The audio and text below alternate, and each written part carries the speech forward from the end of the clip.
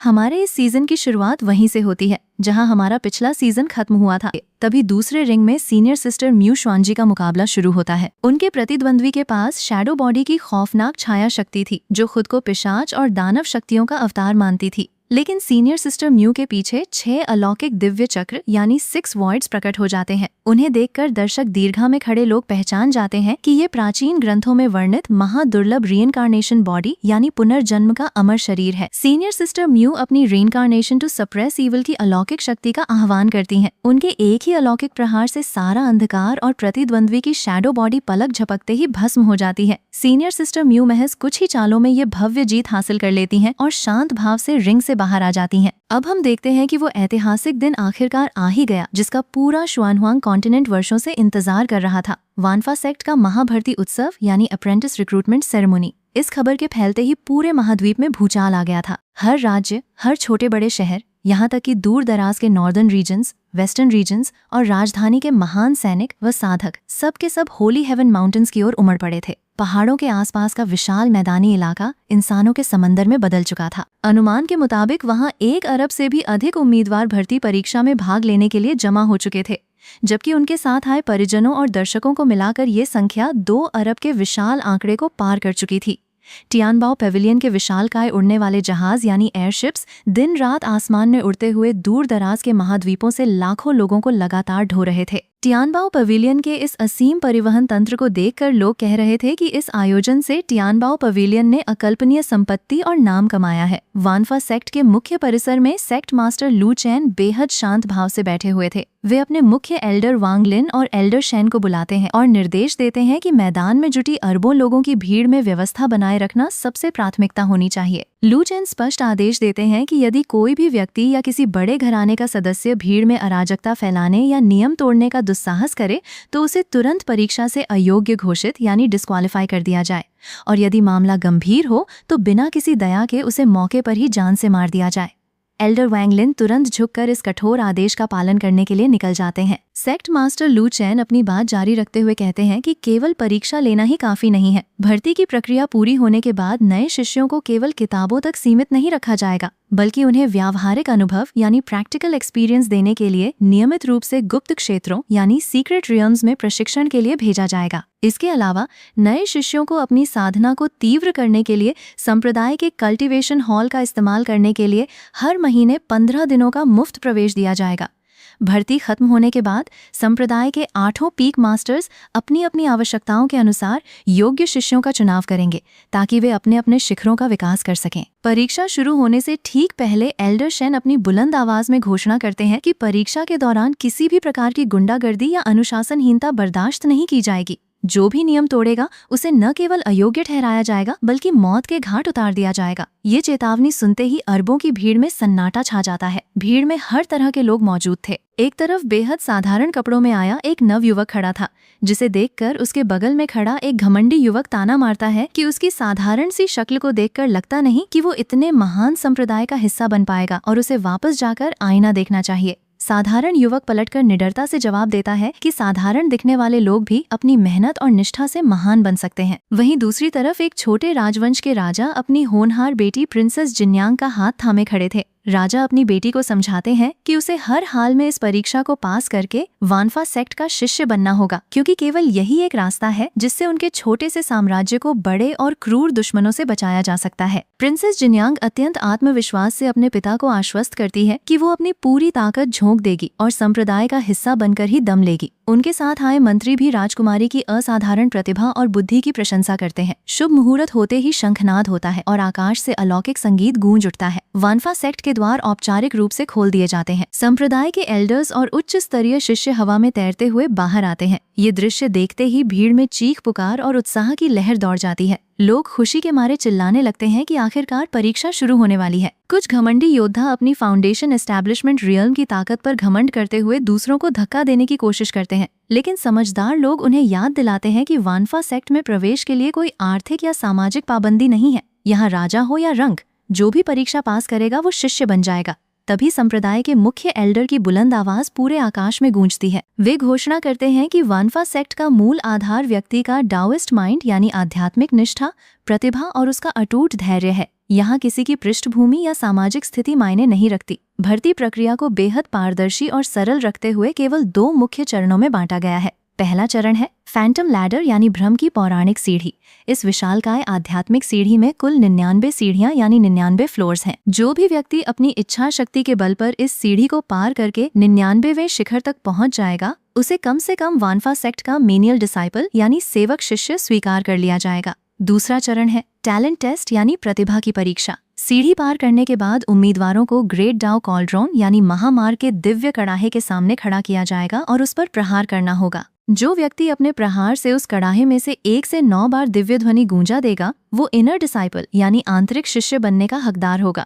और यदि किसी महाप्रतिभावान व्यक्ति के प्रहार से वो कड़ाहा पूरे 10 बार गूंज उठा, तो उसे सीधे सेक्ट मास्टर लू चैन का पर्सनल डिसाइपल यानी मुख्य व्यक्तिगत शिष्य बनने का परम सौभाग्य प्राप्त होगा। ये नियम सुनते ही भीड़ में हलचल मच जाती है। कई बेवकूफ लोग आपस में हंसने लगते हैं कि केवल 2 ही तो चरण हैं और ये परीक्षा तो बहुत आसान दिखती है। वे सोचने लगते हैं कि वे तो चुटकी बजाते ही इनर गेट में प्रवेश कर लेंगे। लेकिन एल्डर चेतावनी देते हैं कि जो भी व्यक्ति परीक्षा में असफल होगा, उसे बिना एक पल गंवाए तुरंत मैदान छोड़ना होगा ताकि पीछे खड़े अन्य लोगों को मौका मिल सके। आदेश मिलते ही लाखों करोड़ों उम्मीदवार एक साथ फैंटम लैडर की ओर दौड़ पड़ते हैं। हर कोई सबसे पहले शिखर पर पहुंचने की होड़ में था, लेकिन जैसे ही वे पहली कुछ सीढ़ियों पर कदम रखते हैं, लोगों के चेहरे के रंग उड़ने लगते हैं। असल में फैंटम लैडर कोई साधारण पत्थरों की सीढ़ी नहीं थी, बल्कि ये व्यक्ति के गहरे अंतर्मन और उसकी सच्ची नीयत की परीक्षा लेने वाला एक अलौकिक इल्यूजनरी रियल्म था। जिन लोगों के मन में कोई लालच, कपट या नीच भावनाएं थीं, वे सीढ़ी पर कदम रखते ही अपने ही भयानक भ्रम में फंसकर पागलों की तरह बड़बड़ाने लगे। एक घमंडी योद्धा सीढ़ी पर चढ़ते ही एक भयंकर भ्रम में फंस जाता है। वो जोर जोर से हंसते हुए चिल्लाने लगता है कि वो आखिरकार अजय एम्प्रेस लिंगशु का पति बन चुका है और अब वो उस एम्प्रेस को हर रात अपने कदमों में झुकाकर रखेगा। उसका ये नीच और घिनौना भ्रम केवल उसके मन में ही नहीं गूंजा, बल्कि उसकी आवाज सीढ़ी के सुरक्षात्मक मंत्रों के कारण बाहर खड़े एल्डर्स और आकाश में बैठे महासम्राटों तक स्पष्ट पहुंच गई। सामने खड़े संप्रदाय के एल्डर्स की आंखें गुस्से से लाल हो जाती हैं। एम्प्रेस लिंगशु का नाम पूरे महाद्वीप में पूजनीय था और एक तुच्छ प्राणी द्वारा उनका ऐसा नीच अपमान बर्दाश्त से बाहर था। बिना एक पल का विलंब किए आकाश से एक भयंकर आध्यात्मिक बिजली गिरती है और उस अधर्मी युवक का शरीर पलक झपकते ही जलकर राख हो जाता है। उसके पूरे परिवार और संप्रदाय के लोग डर के मारे थर थर कांपने लगते हैं और उस जगह से भाग खड़े होते हैं ताकि एम्प्रेस के प्रकोप से उनका अपना घराना नष्ट न हो जाए। सेक्ट मास्टर लू चैन आकाश में बैठकर इस पूरे दृश्य को देख रहे थे। वे मुस्कुराते हुए विचार करते हैं कि इस फैंटम लैडर की सफलता दर यानी पास रेट 10% से भी कम है, जो उनके शुरुआती दिनों की परीक्षा से भी अधिक कठिन साबित हो रही थी। इतने अरबों लोगों के आने के बावजूद अभी तक एक भी ऐसा अलौकिक नवयुवक नहीं दिखा था जो सीधे उनका मुख्य शिष्य बनने के योग्य हो। इसी बीच लू चैन अपने पास खड़े एल्डर शेन से पूछते हैं कि क्या नए शिष्यों के स्वागत के लिए कपड़े और पहचान पत्र तैयार हैं। एल्डर शेन गर्व से उत्तर देते हैं कि जू डाओफेंग ने पहले ही 2 लाख सेट शिष्य वस्त्र और संप्रदाय के दिव्य टोकन तैयार कर लिए हैं। लू चैन संतोष जताते हैं और आदेश देते हैं कि जैसे ही कुछ लोग सीढ़ी के शिखर पर पहुंचे, उन्हें तुरंत टैलेंट टेस्ट के लिए आगे भेज दिया जाए ताकि प्रक्रिया में कोई देरी न हो। इस प्रतिभा परीक्षा का संचालन करने का भार कोर डिसाइपल्स काई बुफान और हुआ एन को सौंपा गया था, जबकि वांग टेंग, लियू रुयान, चेन डाक्शुअन और अन्य वरिष्ठ शिष्य उम्मीदवारों के नाम और परिणामों को मुख्य रजिस्टर में दर्ज करने की जिम्मेदारी संभाल रहे थे।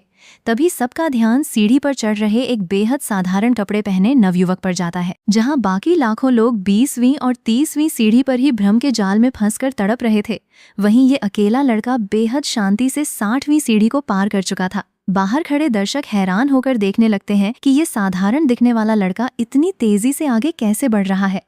लेकिन जैसे ही वो लड़का 67वीं सीढ़ी पर कदम रखता है, उसकी गति अचानक धीमी हो जाती है। उसके माथे से पसीने की बूंदें ढलकने लगती हैं और वो अपने दांत भींचकर एक एक कदम आगे बढ़ाने की कोशिश करता है। उसके कंधों पर मानो पूरे ब्रह्मांड का बोझ आ गिरा हो। ये दृश्य देखकर समझदार साधक बाहर खड़े उन बेवकूफों को डांटते हैं जो परीक्षा को आसान बता रहे थे। वरिष्ठ विद्वान स्पष्ट करते हैं कि फैंटम लैडर का असली रहस्य क्या है। पहली 66 सीढ़ियां व्यक्ति के मन, उसकी वासनाओं और उसके चरित्र के भ्रम की परीक्षा लेती हैं, लेकिन अंतिम 33 सीढ़ियां भयंकर गुरुत्वाकर्षण दबाव यानी ग्रेविटी लॉस और आत्मिक भार की परीक्षा लेती हैं।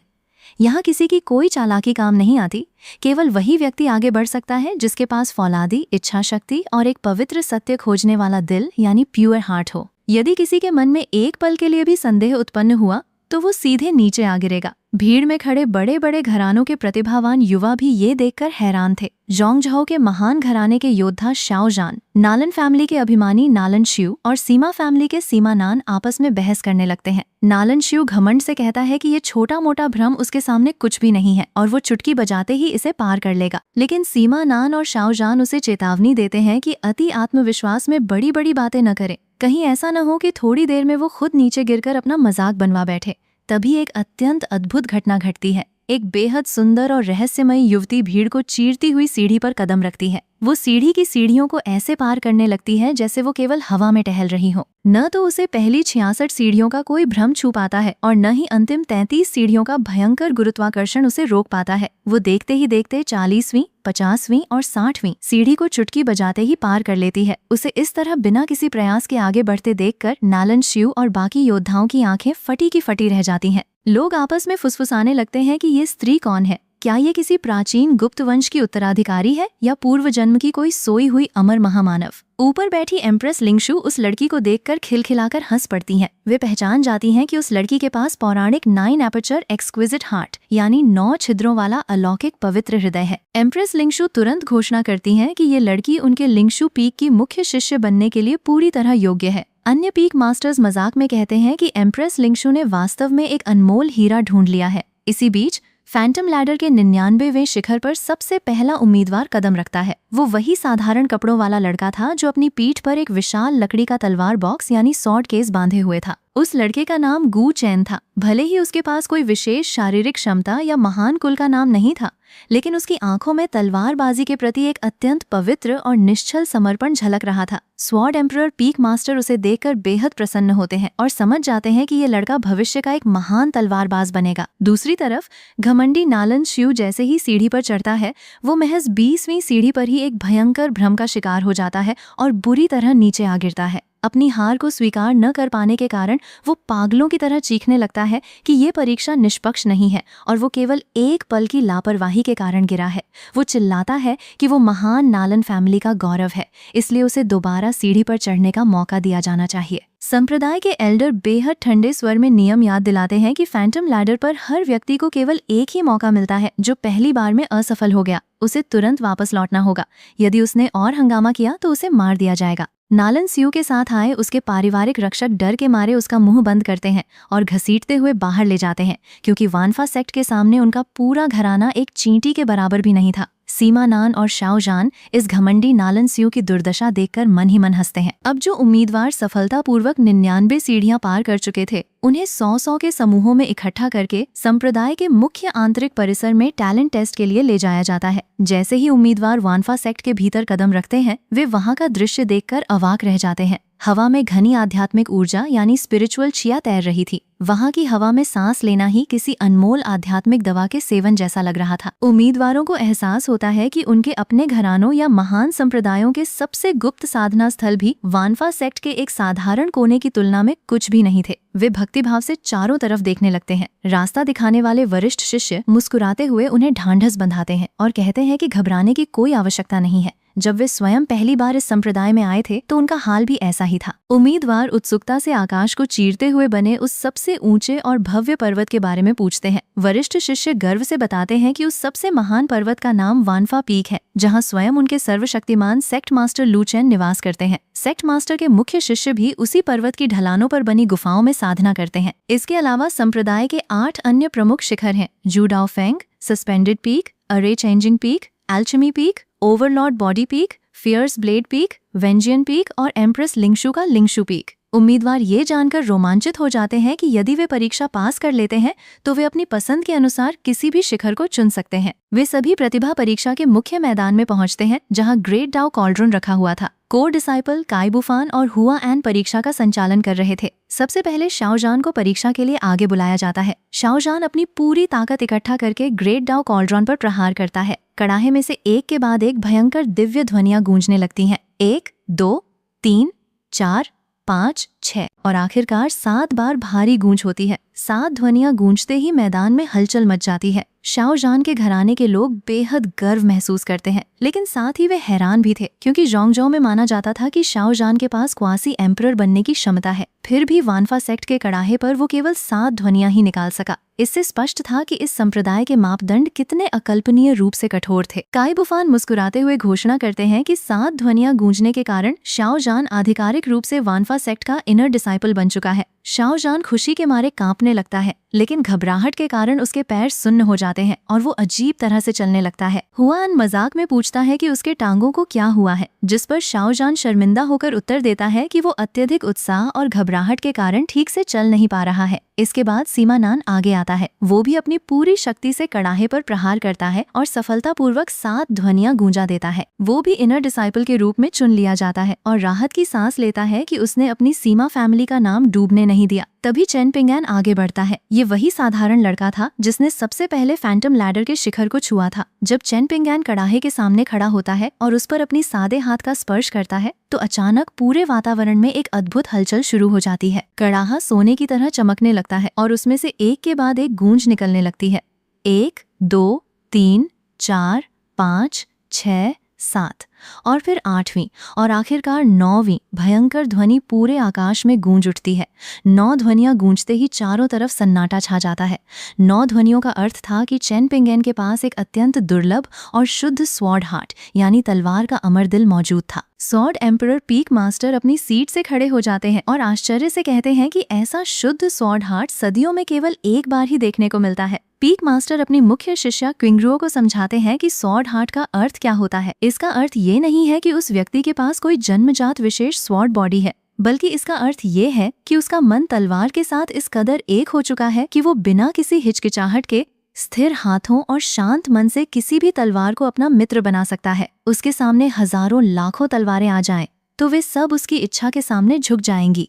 चेन पिंगैन झुककर विनम्रता से पूछता है कि वास्तव में तलवार क्या है। स्वॉर्ड एम्परर मुस्कुराते हुए उसे तलवारबाजी के 4 सर्वोच्च चरणों का ज्ञान देते हैं। वे बताते हैं कि पहला चरण केवल शब्दों और उंगलियों से तलवार को जानना है। दूसरा चरण ये समझना है कि तलवार केवल एक हथियार है, असली महत्व उसे चलाने वाले योद्धा का है। तीसरा चरण अपनी आत्मा और जीवन को तलवार के साथ एक कर देना है। और चौथा व सर्वोच्च चरण है no sword in the heart, यानी मन में किसी भौतिक तलवार की आवश्यकता ही न रहना, जहाँ ब्रह्मांड की हर एक वस्तु, हवा का झोंका या तिनका भी एक अजेय तलवार में बदला जा सकता है और सब कुछ काटा जा सकता है। चेन पिंगैन इस गूढ़ ज्ञान को पाकर भावुक हो जाता है और अपने नए गुरु का धन्यवाद करता है। 9 ध्वनियों के साथ चेन पिंगैन सर्वोच्च श्रेणी का इनर डिसाइपल बन जाता है। इसके बाद ये जी नाम की वही रहस्यमयी लड़की आगे आती है जिसने सीढ़ी को सबसे तेजी से पार किया था। जैसे ही वो ग्रेट डाउ कॉल्ड्रॉन पर प्रहार करती है, कड़ाहा लगातार 9 बार गूंज उठता है। उसका असाधारण प्रदर्शन देखकर काई बुफान और हुआ एन स्वीकार करते हैं कि इस साल आए नए शिष्यों का स्तर वास्तव में पिछले सभी सालों से कहीं अधिक श्रेष्ठ और अद्भुत है। सेक्ट मास्टर लू चैन ऊपर बैठकर इस पूरी प्रक्रिया को देख रहे थे। वे अपने वफादार शिष्यों बुफान और हुआ एन की कार्यकुशलता से बेहद संतुष्ट होते हैं।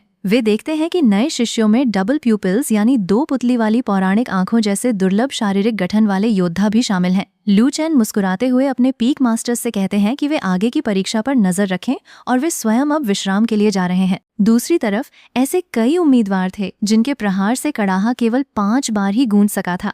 हन नाम का एक उम्मीदवार थोड़ा निराश होकर अपने साथी से कहता है कि यदि वो किसी बाहरी पवित्र स्थान पर जाता तो अपनी इस प्रतिभा के बल पर सीधे इनर डिसाइपल बन जाता, लेकिन वानफा सेक्ट में 5 ध्वनियों का अर्थ केवल आउटर डिसाइपल यानी बाहरी शिष्य बनना ही था। उसका साथी उसे डांटते हुए समझाता है कि उसे निराश होने की बिल्कुल आवश्यकता नहीं है, क्योंकि वानफा सेक्ट की तुलना बाहर के किसी भी साधारण पवित्र स्थल से करना ही मूर्खता है। यहाँ का एक आउटर डिसाइपल भी बाहर के सबसे बड़े संप्रदायों के कोर डिसाइपल से कहीं अधिक भाग्यशाली और शक्तिशाली है। इसके अलावा वरिष्ठ शिष्यों ने बताया था कि वानफा सेक्ट में हर साल ग्रैंड एग्जामिनेशन होता है, जहां अपनी मेहनत और कल्टीवेशन के बल पर कोई भी आउटर डिसाइपल अपनी रैंक बढ़ाकर इनर गेट या 8 शिखरों का मुख्य शिष्य बन सकता है। हन ये सुनकर खुश हो जाता है और कसम खाता है कि वो दिन रात एक करके साधना करेगा। सूरज ढलने के साथ ही भर्ती परीक्षा के पहले दिन का समापन होता है। संप्रदाय के एल्डर्स घोषणा करते हैं कि ये महाभर्ती उत्सव लगातार 7 दिनों तक चलेगा। जो लोग आज परीक्षा देने से चूक गए हैं वे अगले 6 दिनों में भाग ले सकते हैं।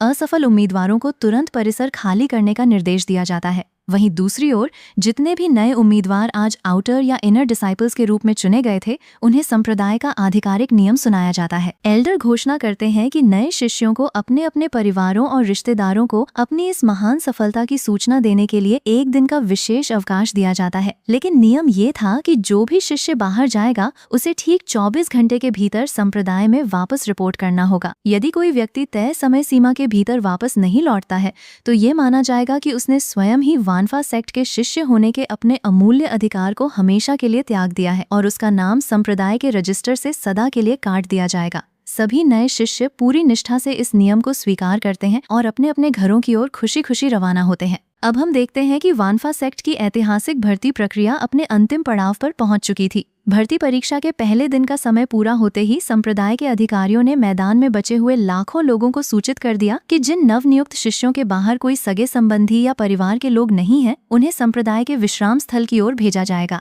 वहीं दूसरी तरफ सीमा फैमिली के राजकुमार ब्रदर सीमा और उनके साथ खड़े अन्य युवा शिष्य फैसला करते हैं कि वे तुरंत बाहर जाकर अपने अपने घराने के लोगों को इस महान सफलता की खुशखबरी देंगे, ताकि उनके परिवार के लोग लगातार लग रहे डर और आशंकाओं से मुक्त हो सकें। वे बिना एक पल गंवाए संप्रदाय के स्टवर्ड्स यानी व्यवस्थापकों से अनुमति लेने के लिए आगे बढ़ जाते हैं। इसी बीच संप्रदाय के वरिष्ठ कोर शिष्यों की भीड़ के पास खड़े कुछ नवनियुक्त प्रतिभागी चैन पिंगैन और ये जी की ओर आकर्षित हो रहे थे। वरिष्ठ शिष्य चैन पिंगैन और ये जी की अद्भुत क्षमता और अद्वितीय तलवार हृदय यानी स्वॉर्ड हार्ट की प्रशंसा करते हुए कहते हैं कि उनकी प्रतिभा सचमुच अकल्पनीय है। वरिष्ठ शिष्यों का मानना था कि जब संप्रदाय के 8 महान पर्वत यानी 8 पीक्स औपचारिक रूप से अपने द्वार खोलेंगे तो हर मुख्य पीक मास्टर इन दोनों अलौकिक प्रतिभाओं को अपना मुख्य शिष्य बनाने की होड़ में लग जाएगा। चैन पिंगान और ये जी नम्रता से अपने वरिष्ठों को धन्यवाद देते हैं और उत्सुकता से पूछते हैं कि 8 पीक मास्टर्स कब अपने शिखरों के द्वार खोलकर शिष्यों का चयन करेंगे। वरिष्ठ शिष्य उत्तर देते हैं कि भर्ती उत्सव के पूरी तरह समाप्त होने के ठीक बाद ये प्रक्रिया शुरू होगी और कई आंतरिक शिष्य यानी इनर डिसाइपल्स पहले ही तय कर चुके हैं कि उन्हें किस शिखर पर जाना है। वहीं दूसरी तरफ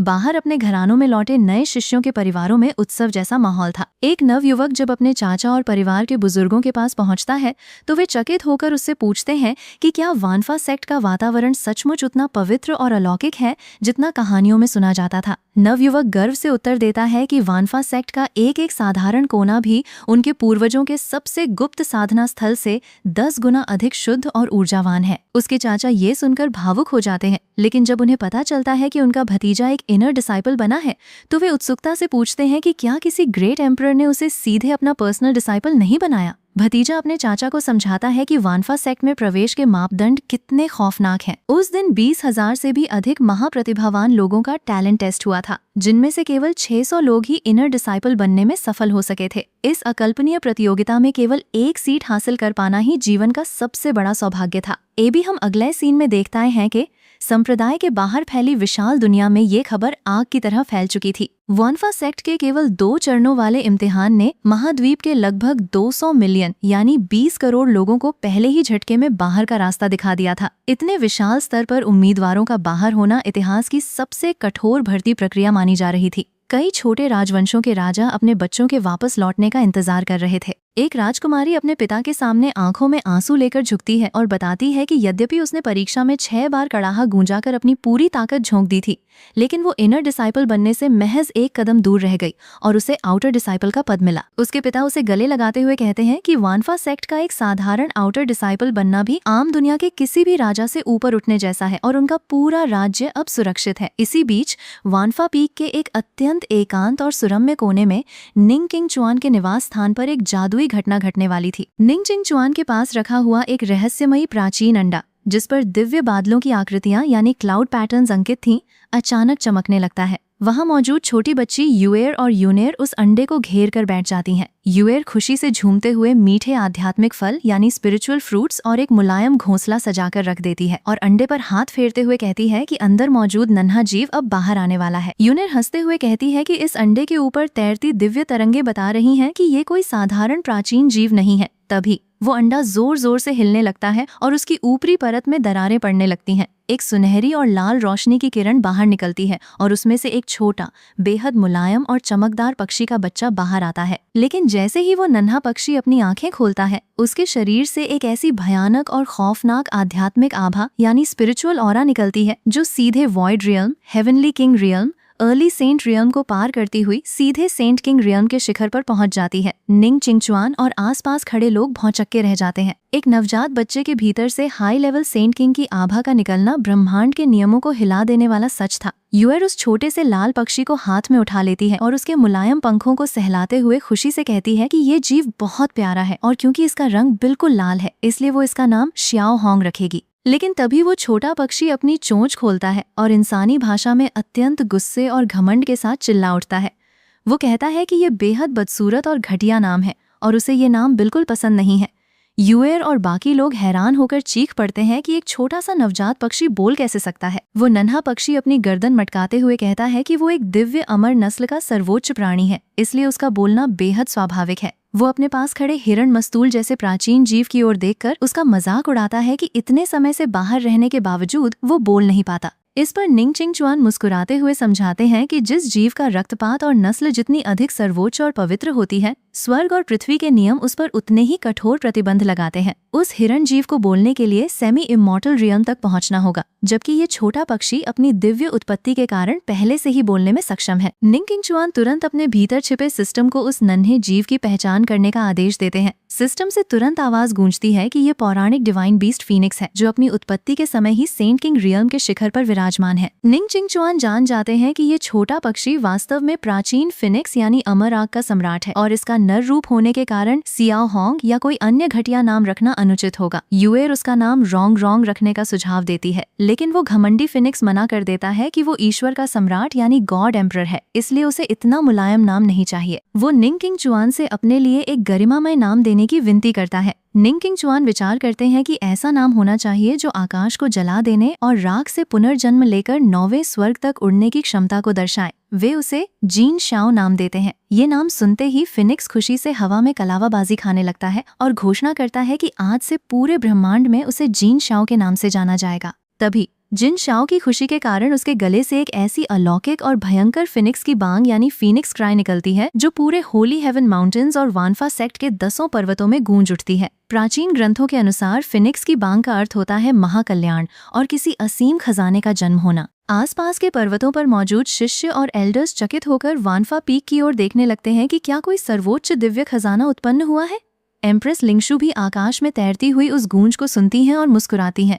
एल्डर्स तुरंत सभी शिष्यों को शांत रहने और अपनी अपनी परीक्षाओं पर ध्यान केंद्रित करने का आदेश देते हैं। इसके बाद यूएर और यूनेर उस छोटे जिन शाओ को संप्रदाय के शाही बगीचे यानी गार्डन में ले जाने का फैसला करती हैं, जहां अनमोल आध्यात्मिक फल उगे हुए थे। जिन शाओ फलों का नाम सुनते ही उत्साहित हो जाता है। यूएर अपने पालतू वूलर माउंट यानी शाओहाओ नाम के विशाल भेड़िए को बड़ा होने का आदेश देती है ताकि वे दोनों उस पर सवार होकर बगीचे में जा सकें। शाओहाओ अपनी प्रतिष्ठा बचाने के लिए थोड़ा कतराता है, लेकिन यूएर की डांट सुनकर तुरंत बड़ा हो जाता है और उन्हें अपनी पीठ पर बैठाकर हवा में उड़ जाता है। जब वे बगीचे में पहुंचते हैं तो वहां बगीचे के मुख्य संरक्षक एल्डर जियांग मौजूद थे। एल्डर जियांग निंग चिंगचुआन की मुख्य शिष्या और वरिष्ठों को देखकर मुस्कुराते हैं और उनका स्वागत करते हैं। वे मजाक में पूछते हैं कि क्या उन्हें बुजुर्ग एल्डर की याद आई थी या फिर उनके बगीचे के मीठे फलों की। यूएर चुलबुलेपन से जवाब देती है कि उसे दोनों की याद आई थी। एल्डर जियांग हंसते हुए उन्हें पके हुए फल तोड़ने की अनुमति दे देते हैं। एल्डर जियांग जब छोटे जिन शाओ को देखते हैं तो उसकी सेंट किंग पीक की आभा और भयंकर रक्तपात को पहचानकर हैरान रह जाते हैं और समझ जाते हैं कि थोड़ी देर पहले गूंजने वाली फिनिक्स की बांग इसी नन्हे जीव की थी। बगीचे के भीतर यूएर जिन शाओ को श्वेनलिंग फ्रूट तोड़कर देती है। जिन शाओ नखरे दिखाता है कि ये फल बहुत साधारण है, लेकिन जैसे ही वो पहला श्वेनलिंग फ्रूट खाता है उसकी आंखों में चमक आ जाती है। उस एक फल के खाते ही जिन शाओ की मार्शल आर्ट्स क्षमता और साधना में सीधे 10 वर्षों की वृद्धि हो जाती है। वो चकित होकर और फल मांगने लगता है ताकि वो सीधे ग्रेट सेज लेवल पर पहुंच सके, लेकिन यूएर उसे बताती है कि मास्टर के अनुसार पहला श्वेनलिंग फ्रूट ही साधना में 10 साल बढ़ा सकता है, उसके बाद दोहराने पर उसका असर नहीं होता। इसके बाद वो उसे सोल फ्रूट खिलाती है जो आत्मा को शक्तिशाली बनाता है, ड्रैगन स्केल फ्रूट जो शारीरिक ताकत और ऊर्जा को बढ़ाता है, और फिर एल्डर जियांग का विशेष आड़ू खिलाती है जो जीवन काल यानी लाइफ स्पैन में 1000 वर्षों की सीधे वृद्धि कर देता है। जिन शाओ इन सभी अनमोल अमर फलों को खाकर खुशी से उछलने लगता है। वहीं दूसरी तरफ वानफा पीक के मुख्य दरबार में एल्डर वांग लिन सेक्ट मास्टर लू चैन के सामने हाथ जोड़कर झुकते हैं।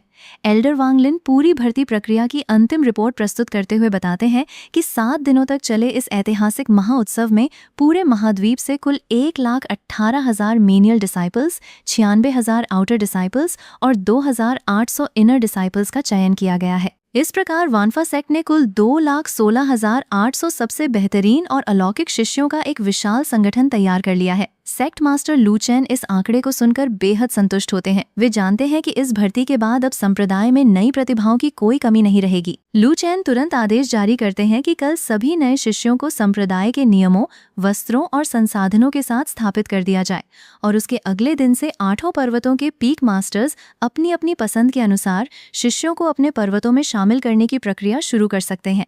इसी बीच 8 पर्वतों के पीक मास्टर्स के बीच भी गुप्त रूप से मुख्य प्रतिभाओं को छीनने की होड़ मची हुई थी। ओवरलॉर्ड पीक के पीक मास्टर अपने प्रतिनिधियों से पूछते हैं कि क्या काई बुफान और वैंग टैंग जैसे महाप्रतिभावान युवाओं से बात हुई है। प्रतिनिधि बताते हैं कि काई बुफान अपनी साविज बैटल बॉडी के कारण ओवरलॉर्ड पीक में प्रथम शिष्य यानी सीनियर डिसाइपल बनने के लिए पूरी तरह तैयार है और वैंग टैंग भी सेकंड सीनियर ब्रदर बनने पर खुशी खुशी सहमत हो गया है। ओवरलॉर्ड पीक मास्टर बेहद खुश होते हैं क्योंकि काई बुफान की निडर प्रवृत्ति उनके संप्रदाय के हिंसक और शक्तिशाली युद्ध सिद्धांतों के साथ पूरी तरह मेल खाती थी। इसी तरह शुआनफू पीक के मास्टर राहत की सांस लेते हैं कि हुआ एन उनके पर्वत में शामिल होने के लिए तैयार हो गया है, जिससे उनके ताबीज और मंत्र साधना स्थल को एक अद्वितीय जीनियस मिल गया था। वहीं दूसरी तरफ संप्रदाय की मुख्य महिलाओं जैसे लियू रुयन, बाई युए और जाओ लिंगयुए को भी विभिन्न पर्वतों के मास्टर ने पहले ही अपने अपने गुप्त संदेश भेजकर अपनी मुख्य शिष्याओं के रूप में आमंत्रित कर लिया था। अगले दिन सुबह वानफा सेक्ट के मुख्य प्रांगण में लाखों नए शिष्यों की विशाल पंक्ति लगी हुई थी। एल्डर शेन हवा में तैरते हुए उच्च मंच पर प्रकट होते हैं। उनकी गंभीर और प्रभावशाली आवाज पूरे परिसर में गूंजती है। वे सभी नए शिष्यों को संप्रदाय के मुख्य नियमों और कर्तव्यों का ध्यानपूर्वक पालन करने का आदेश देते हैं। इसके बाद हर नए शिष्य को एक एक करके आगे बुलाया जाता है और उन्हें उनका आधिकारिक संप्रदाय टोकन यानी सेक्ट टोकन, 2 सेट दिव्य संप्रदाय वस्त्र और एक स्टोरेज रिंग दिया जाता है। जैसे ही शिष्य अपने स्टोरेज रिंग को खोलकर देखते हैं, उनकी आंखें फटी की फटी रह जाती हैं। हर एक साधारण शिष्य को उस रिंग के भीतर 1000 टॉप ग्रेड स्पिरिट स्टोन्स दिए गए थे। ये राशि इतनी अकल्पनीय थी कि बाहर के साधारण मध्यम वर्गीय घरानों की कई पीढ़ियों की पूरी जमा पूंजी भी 1000 टॉप ग्रेड स्पिरिट स्टोन्स के बराबर नहीं होती थी। इतना ही नहीं, मीनियल और आउटर डिसाइपल्स को अपनी पसंद का कोई भी टॉप ग्रेड मैजिकल आर्टिफैक्ट चुनने की स्वतंत्रता दी गई और जब उन्हें उनकी बुनियादी साधना तकनीक यानी कल्टीवेशन टेक्निक सौंपी गई तो पता चला कि वानफा सेक्ट अपने सबसे निचले स्तर के सेवकों को जो तकनीक मुफ्त में बांट रहा था वो अर्थ ग्रेड की अति दुर्लभ तकनीक all laws return to one थी।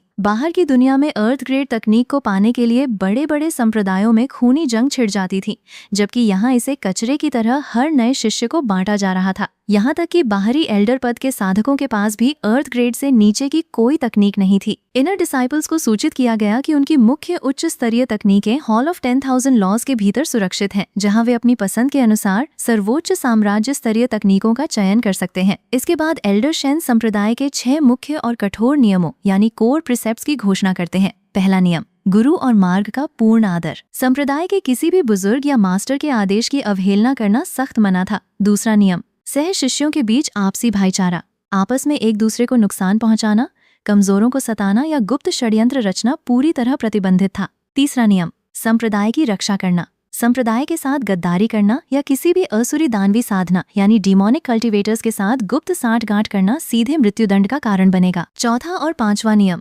संप्रदाय के आंतरिक अनुशासन और भाईचारे को बनाए रखना। छठा नियम, संप्रदाय के नियमों और सीमाओं का पूर्ण पालन। किसी भी शिष्य को बिना अनुमति 8 पर्वतों के प्रतिबंधित क्षेत्रों यानी फॉरबिडन एरियाज में प्रवेश करने की इजाजत नहीं थी। एल्डर शेन स्पष्ट करते हैं कि जब तक शिष्य इन नियमों की मर्यादा में रहकर साधना करेंगे, वानफा सेक्ट उनके विकास और सफलता के रास्ते में किसी भी खजाने या संसाधन की कमी नहीं होने देगा। वे सभी नए शिष्यों को अमरता के इस महान मार्ग पर सफलता प्राप्त करने का आशीर्वाद देते हैं और घोषणा करते हैं कि अगली सुबह 8 पर्वतों के द्वार खुलेंगे, जहां हर शिष्य अपनी प्रतिभा के अनुसार परीक्षा दे सकता है। इसके बाद पूरे महाद्वीप में वानफा सेक्ट की इस अभूतपूर्व भर्ती की चर्चा होने लगती है। बाहर के विद्वान और संप्रदाय के प्रमुख आपस में बातें कर रहे थे कि केवल फैंटम लैडर की परीक्षा से ही 3 लाख से अधिक लोग बाहर हो गए थे और जो अंदर पहुंच पाए हैं वे लाखों में से चुने गए हीरा हैं। वानफा सेक्ट ने जिस तरह अपने पूरे शहर को रक्षात्मक सरणियों यानी सेक्ट प्रोटेक्टिंग फॉर्मेशन से ढका था और जिस तरह गैरिसन एल्डर्स ने स्वयं एक एक उम्मीदवार के दिल की शुद्धता की जांच की थी, उससे साफ था कि वानफा सेक्ट आने वाले समय में एक ऐसा अजेय साम्राज्य बनने जा रहा था जिसकी बराबरी पूरे शुआनहुआंग कॉन्टिनेंट में कोई नहीं कर सकेगा। वहीं दूसरी तरफ गुप्त रूप से जासूसी कराने वाले कई बड़े घरानों के प्रमुख अपने असफल गुप्तचरों पर भड़क रहे थे। याओ ग्वांग, होली लैंड और हुआंगफू फैमिली जैसे शक्तिशाली घरानों ने वानफा सेक्ट के भीतर अपने सबसे चतुर गुप्तचरों और विशेष शारीरिक क्षमताओं वाले योद्धाओं को घुसपैठ करने के लिए भेजा था। लेकिन वानफा सेक्ट का फैंटम लैडर इतना भयंकर था कि उसने उन गुप्तचरों के मन में छिपे गद्दारी और जासूसी के विचारों को पहली ही सीढ़ी पर उजागर कर दिया। वे सभी पहली ही परीक्षा में अपमानित होकर बाहर फेंक दिए गए। उन बड़े घरानों के प्रमुखों को एहसास हो गया कि सेक्ट मास्टर लू चेन के तरीके इतने विचित्र और अचूक हैं कि उनके संप्रदाय में गुप्तचर भेजना पूरी तरह असंभव है। अगले दिन सुबह 8 पर्वतों यानी 8 पीक्स के द्वार औपचारिक रूप से अपने अपने शिष्यों के लिए खोल दिए जाते हैं। हर पर्वत का अपना एक बेहद कठोर और विशिष्ट इम्तिहान था। वेंजियन पीक यानी स्वॉर्ड आस्किंग पीक पर प्रवेश पाने के लिए उम्मीदवारों को स्वॉर्ड हार्ट क्लियर और स्वॉर्ड एसेंस हार्मनी की परीक्षा से गुजरना था, जहां उन्हें हजारों भयंकर तलवारों की इरादों यानी स्वॉर्ड इंटेंट का बिना डरे सामना करना था। जो जरा भी घबराता वो तुरंत बाहर हो जाता। फियर्स ब्लेड पीक पर केवल उन्हीं को जगह मिल सकती थी जिनके भीतर अटूट इच्छा शक्ति और बिना पीछे हटे युद्ध करने का खौफनाक जज्बा था। जिनकी धार कमजोर थी उन्हें तुरंत निष्कासित कर दिया गया। ओवरलॉर्ड पीक में आध्यात्मिक जड़ों यानी स्पिरिचुअल रूट्स की गुणवत्ता का कोई महत्व नहीं था। वहां केवल व्यक्ति के शारीरिक सहन शक्ति यानी फिजिकल टैलेंट और हड्डियों की मजबूती को परखा जाता था। जो लोग शरीर को तपाने वाले खौफनाक दर्द को सह सकते थे, केवल वही ओवरलॉर्ड पीक का हिस्सा बन सकते थे। लिंगशु पीक के पीक मास्टर अपनी अलौकिक बॉडी एस्केप टेक्निक्स का परीक्षण ले रहे थे। वहां उम्मीदवारों को एक धूप बत्ती जलने के समय के भीतर एल्डर द्वारा दिखाई गई लिंगशु शुडू तकनीक की नकल करके उसकी मूल भावना को पकड़ना था। एल्केमी पीक यानी डैन डाओ पीक पर केवल उन्हीं को प्रवेश मिल रहा था जो जड़ी बूटियों के ज्ञान, आग को नियंत्रित करने यानी फायर कंट्रोल और मन की गहरी शांति की परीक्षा में 100% अंक ला सकते थे। दानव साधना में जरा सी उतावली या लालच विनाश का कारण बनता था, इसलिए उग्र स्वभाव वाले लोगों को बाहर कर दिया गया। सस्पेंडेड पीक पर पहुंचने के लिए मानसिक ध्यान और ताबीज बनाने यानी रून्स की लेखन कला का सटीक ज्ञान आवश्यक था। जिनकी कलम में जरा सी भी थरथराहट होती, उनका ताबीज जल जाता और वे हवा में तैरने की शक्ति खो देते। लेकिन इन सबसे अलग सेक्ट मास्टर लू चेन ने 6 विशेष और असाधारण प्रतिभाओं को बिना किसी परीक्षा के सीधे अपने व्यक्तिगत मुख्य शिष्यों के रूप में स्वीकार किया। सू खिंगरुओ, लिन शुएन, सू चांगजो और चेन पिंगएन को लू चेन ने सीधे अपने वानफा पीक का मुख्य शिष्य बनाया और उन्हें सर्वोच्च इमारतों के पास स्थित निजी गुप्त साधना गुफाएं यानी रिट्रीट केव्स आवंटित की। इसी दौरान सेक्ट मास्टर लू चेन के दिमाग में अचानक सिस्टम की बुलंद आवाज गूंजती है। सिस्टम घोषणा करता है कि होस्ट ने सफलतापूर्वक अपना संप्रदाय स्थापित करके असीम शिष्यों को शामिल किया है और संप्रदाय के मुख्य मिशन को पूरा कर लिया है।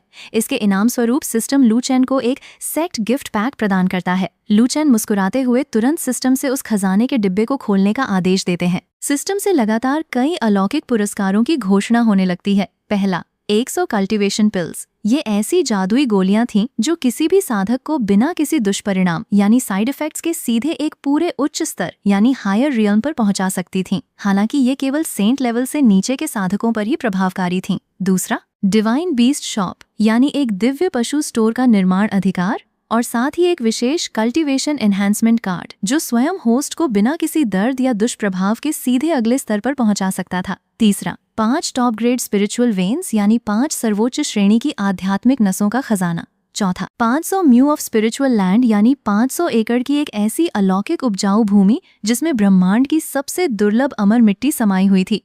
इस जमीन पर उगाई गई जड़ी बूटियों की वृद्धि दर साधारण जमीन की तुलना में 10 गुना अधिक तेज थी।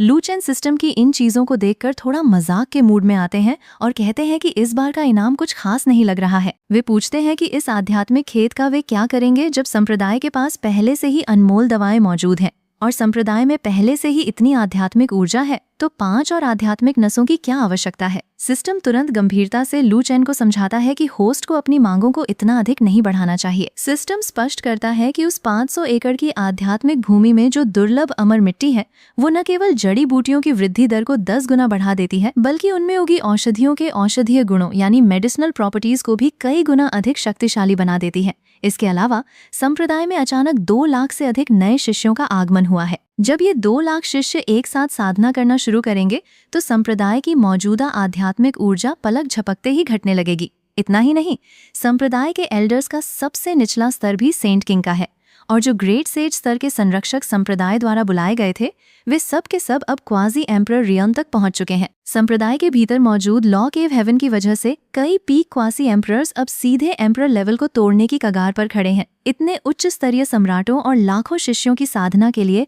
असीम स्पिरिचुअल शुई की आवश्यकता होगी। सिस्टम की ये तार्किक व्याख्या सुनकर लू चेन को एहसास होता है कि सिस्टम बिल्कुल सही कह रहा है। वे तुरंत आदेश देते हैं कि उस 500 एकड़ की अमर आध्यात्मिक भूमि को उनके शाही बगीचे के ठीक बगल में स्थापित कर दिया जाए। सिस्टम पलक झपकते ही उस उपजाऊ भूमि को प्रकट कर देता है। इसके बाद लू चेन के आदेश पर उन 5 टॉप ग्रेड स्पिरिचुअल वेन्स को संप्रदाय की गहराई में जमीन के नीचे दबा दिया जाता है, जिससे पूरे होली हेवन माउंटेन्स की आध्यात्मिक ऊर्जा का स्तर अचानक 10 गुना अधिक घना हो जाता है। साथ ही डिवाइन बीस्ट हॉल को ग्रीन डंपलिंग केव के पास स्थापित कर दिया जाता है। अब लू चेन उस कल्टीवेशन एनहांसमेंट कार्ड का उपयोग करने का निर्णय लेते हैं। वे कार्ड को सक्रिय करते ही अपनी आंखें मूंद लेते हैं। आमतौर पर साधना के स्तर को तोड़ने में भयंकर दर्द, हड्डियों के टूटने और आत्मा के फटने जैसा एहसास होता है, लेकिन सिस्टम का ये कार्ड इतना अलौकिक था कि लू चेन को जरा सा भी दर्द महसूस नहीं हुआ।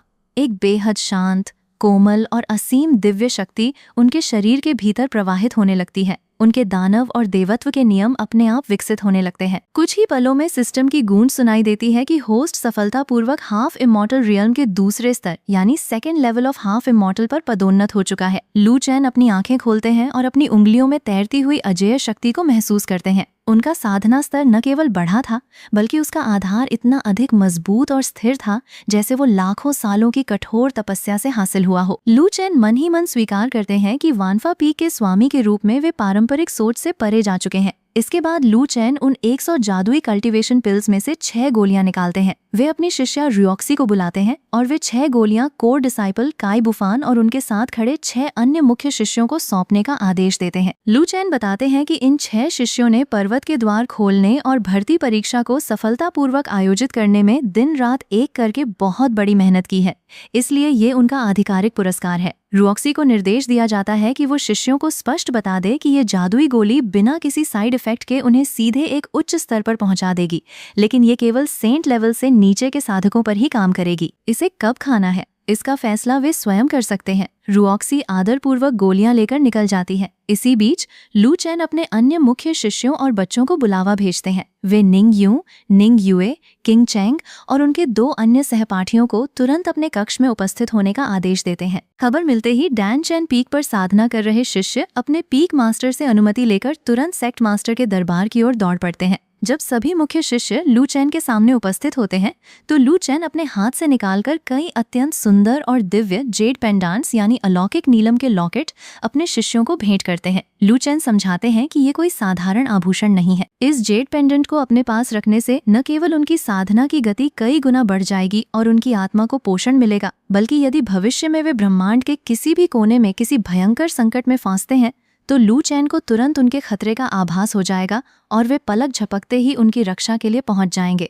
सभी शिष्य घुटने टेक कर अपने गुरु के इस अमूल्य खजाने को स्वीकार करते हैं। तभी छोटा जिन शाओ अपने पंख फड़फड़ाते हुए चिल्लाता है कि उसके पास ऐसा जेड पेंडेंट क्यों नहीं है और उसे भी एक चाहिए, लेकिन आसपास खड़े शिष्य मुस्कुराते हुए उसे चिढ़ाते हैं कि वो गुरु का आधिकारिक शिष्य नहीं है, बल्कि केवल एक पालतू जीव है, इसलिए उसे ये खजाना नहीं मिल सकता। जिन शाओ गुस्से से अपनी चोंच फुला लेता है। इसके बाद लू चेन अपने शिष्यों को वही अलौकिक कल्टीवेशन पिल प्रदान करते हैं। वे सलाह देते हैं कि वे इस गोली का सेवन तब करें जब वे हेवनली किंग रियल्म के शिखर पर पहुंच जाएं, ताकि वे एक ही झटके में बिना किसी रुकावट के सेंट रियल्म के शिखर को तोड़ सकें। लेकिन उनकी सबसे बड़ी शिष्या, जिसके पास पौराणिक डबल प्यूपिल्स यानी 2 पुतलियों वाली अलौकिक आंखें थीं, जरा सा भी इंतजार नहीं करती। वो बिना एक पल सोचे उस गोली को सीधे अपने मुंह में निगल लेती है। लू चैन उसे अचरज से देखते रह जाते हैं। गोली के पेट में पहुंचते ही उस बड़ी बहन के शरीर से एक भयंकर स्वर्णिम रोशनी का विस्फोट होता है। उसकी डबल पुपिल से दिव्य किरणें निकलती हैं और उसका साधना स्तर पलक झपकते ही छलांग लगाते हुए सीधे ट्रू पर्सन रियल्म के पार पहुंच जाता है। उसकी आभा इतनी भयंकर हो जाती है कि आसपास खड़े शिष्य पीछे हटने पर मजबूर हो जाते हैं। वो खिलखिलाकर हंसती है कि मास्टर ने सचमुच झूठ नहीं बोला था और वो बिना किसी दर्द के एक नए आयाम में पहुंच चुकी है। लू चैन मजाक में सिर हिलाते हैं कि उनकी ये मुख्य शिष्या एक पल का भी धैर्य नहीं रख सकती। इसके बाद सेक्ट मास्टर लू चैन एक अत्यंत महत्वपूर्ण गुप्त योजना की घोषणा करते हैं। वे बताते हैं कि वानफा सेक्ट के क्षेत्र के भीतर एक अत्यंत प्राचीन और खतरनाक गुप्त क्षेत्र यानी सीक्रेट रियल्म मौजूद है। इस सीक्रेट रियल्म का नियम ये है कि इसके भीतर केवल फाउंडेशन एस्टैब्लिशमेंट रियल्म से लेकर ट्रू पर्सन रियल्म तक के साधक ही प्रवेश कर सकते हैं। लू चैन आदेश देते हैं कि इस बार निंग टियान और म्यू शिंगचैंग एक विशाल दल की अगुवाई करेंगे। इस दल में नए भर्ती हुए मीनियल डिसाइपल्स, आउटर डिसाइपल्स और इनर डिसाइपल्स के चुनिंदा समूह शामिल होंगे। उन्हें उस सीक्रेट रियल्म के भीतर व्यावहारिक युद्ध प्रशिक्षण यानी प्रैक्टिकल एक्सपीरियंस के लिए भेजा जाएगा। लेकिन लू चैन अपने मुख्य शिष्यों निंग टियान और खिंग चैंग को एक बेहद कठोर और जीवन मरण की चेतावनी देते हैं। वे स्पष्ट आदेश देते हैं कि सीक्रेट रियल्म के भीतर चाहे नए शिष्यों पर कितना भी बड़ा भयंकर संकट क्यों न आ जाए, जब तक कि उनकी जान बिल्कुल जाने की नौबत यानी लाइफ और डेथ क्राइसिस न आ जाए, तब तक निंग टियान या खिंग चैंग उनकी कोई मदद नहीं करेंगे। नए शिष्यों को खुद अपने खून, पसीने और डर का सामना करके साधना का सच्चा अर्थ सीखना होगा। उन्हें मौत के साए में रहकर ही अपने भीतर की असली ताकत को जगाना होगा। लू चैन घोषणा करते हैं कि अगली बार जब यूनजी और बिंगली ट्रू पर्सन रियल्म में पहुंच जाएंगे तो वे अपने अपने समूहों को लेकर दूसरे दौर के प्रशिक्षण के लिए जाएंगे।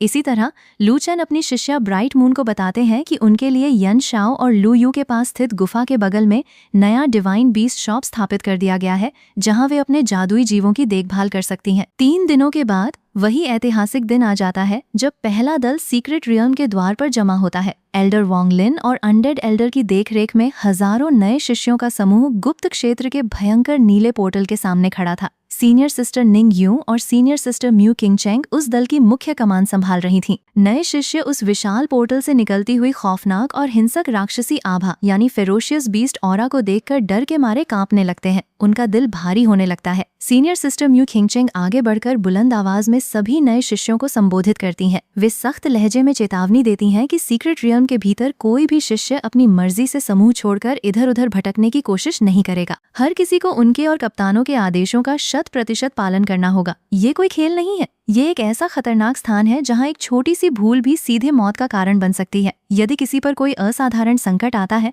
तो उसे तुरंत अपने संचार नीलम यानी कम्युनिकेशन जेड तालिस्मान को तोड़ना होगा। सभी नए शिष्य एक स्वर में चिल्लाकर अपनी सहमति जताते हैं कि वे नियमों का पूरी तरह पालन करेंगे। उन्हें गर्व भी महसूस हो रहा था कि जिस संप्रदाय में वे अभी अभी शामिल हुए हैं उसके पास अपना खुद का इतना विशाल और समृद्ध सीक्रेट रियल्म मौजूद है, जबकि बाहर के संप्रदायों को गुप्त क्षेत्रों में प्रवेश के लिए सदियों तक युद्ध लड़ना पड़ता था। पोर्टल के खुलते ही पूरा दल सीक्रेट रियल्म की अज्ञात दुनिया में कदम रखता है। अंदर कदम रखते ही चारों तरफ से भयंकर दहाड़ें गूंजने लगती हैं। हवा में खून और प्राचीन जंगलों की गंध फैली हुई थी। अचानक झाड़ियों में से एक खौफनाक और हिंसक नीच स्तरीय जंगली दरिंदा यानी लो लेवल फेरोशियस बीस्ट चीखते हुए शिष्यों के समूह पर हमला कर देता है। नए शिष्य पहले तो घबरा जाते हैं, लेकिन फिर कई शिष्य मिलकर अपनी तलवारें निकालते हैं और एक साथ हमला करके उस दरिंदे को पलक झपकते ही मौत के घाट उतार देते हैं। यद्यपि वो पहला हमला एक साधारण दरिंदे का था और उसे मारना आसान था, लेकिन म्यू किंगचैंग और निंग यूं जानती थीं कि ये तो केवल शुरुआत है। इस जंगल के गहरे हिस्सों में ऐसे खौफनाक राक्षस छिपे हुए हैं जो पलक झपकते ही पूरे दल को चबा सकते हैं। म्यू किंगचैंग तुरंत रणनीतिक फैसला लेते हुए पूरे विशाल दल को छोटे छोटे दस्तों में बांटने का आदेश देती हैं। हर दस्ता 30-30 शिष्यों का बनाया जाता है और हर एक दस्ते की कप्तानी वॉइड रियल्म के एक अनुभवी इनर डिसाइपल को सौंपी जाती है। आदेश दिया जाता है कि ये 30-30 लोगों के दस्ते सीक्रेट रियल्म के केवल बाहरी किनारों यानी आउटर एजेस पर ही बिखरे रहेंगे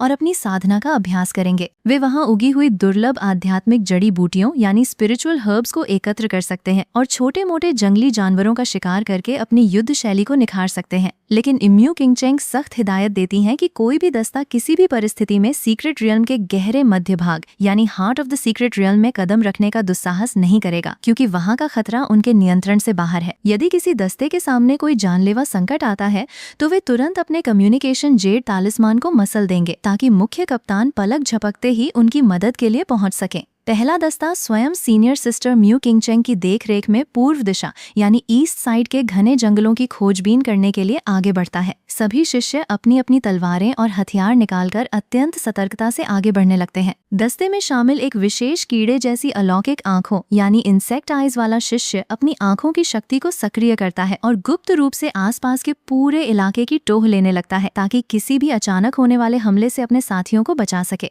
इसी भयंकर और रोमांचक माहौल के साथ वॉन्फा सेक्ट के नए शिष्यों का सीक्रेट रियल्म के भीतर पहला खूनी प्रशिक्षण अभियान औपचारिक रूप से शुरू हो जाता है, जहां हर कदम पर मौत और महानता के नए दरवाजे उनका इंतजार कर रहे थे। अब हम देखते हैं कि वॉन्फा सेक्ट का नया दस्ता अपने पहले ट्रेनिंग मिशन के लिए सीक्रेट रियल्म के भयानक और अज्ञात इलाके में दाखिल हो चुका था। गुप्त क्षेत्र की सीमा में कदम रखते ही हवा का रुख पूरी तरह बदल जाता है और चारों तरफ एक घनी, दम घोंटने वाली जहरीली धुंध फैली दिखाई देती है। इसी बीच घने काले बादलों और झाड़ियों के बीच से अचानक एक खौफनाक गर्जना गूंजती है। इससे पहले कि नए शिष्य कुछ समझ पाते, उनके सामने 7th टियर का एक विशालकाय पॉइजनस स्कॉर्पियन किंग प्रकट हो जाता है, जो अपने ट्रू रियल्म के शुरुआती स्तर पर था। उस जहरीले बिच्छू के शरीर से निकलती भयंकर काली आभा और उसके विशाल डंक से टपकता जहर देखकर आसपास मौजूद शिष्यों की रूह कांप जाती है। ये कोई साधारण जंगली जानवर नहीं था, बल्कि सीधे रियल्म ऑफ इमॉर्टल्स से ताल्लुक रखने वाला एक अत्यंत प्राचीन दानवी जीव था। उस बिच्छू राजा को देखकर सीनियर शिष्य तुरंत खतरे की घंटी बजाते हैं और चीखकर सभी को अपनी अपनी सुरक्षा ढाल यानी डिफेंसेस मजबूत करने का आदेश देते हैं। वे चेतावनी देते हैं कि ये दानव बेहद खतरनाक है और किसी भी कीमत पर किसी भी शिष्य को नुकसान नहीं पहुंचना चाहिए। लेकिन उस बिच्छू की गति इतनी तेज थी कि उसके एक ही डंक के वार से हवा का रुख मुड़ जाता है और नए शिष्यों द्वारा बनाई गई ढालों में गहरी दरारें पड़ने लगती हैं। सीमावर्ती इलाके में इतने खतरनाक राक्षस की उपस्थिति किसी अनहोनी का संकेत थी। एक शिष्य चिल्ला उठता है कि वो उस खौफनाक दबाव को और ज्यादा देर सहन नहीं कर सकता।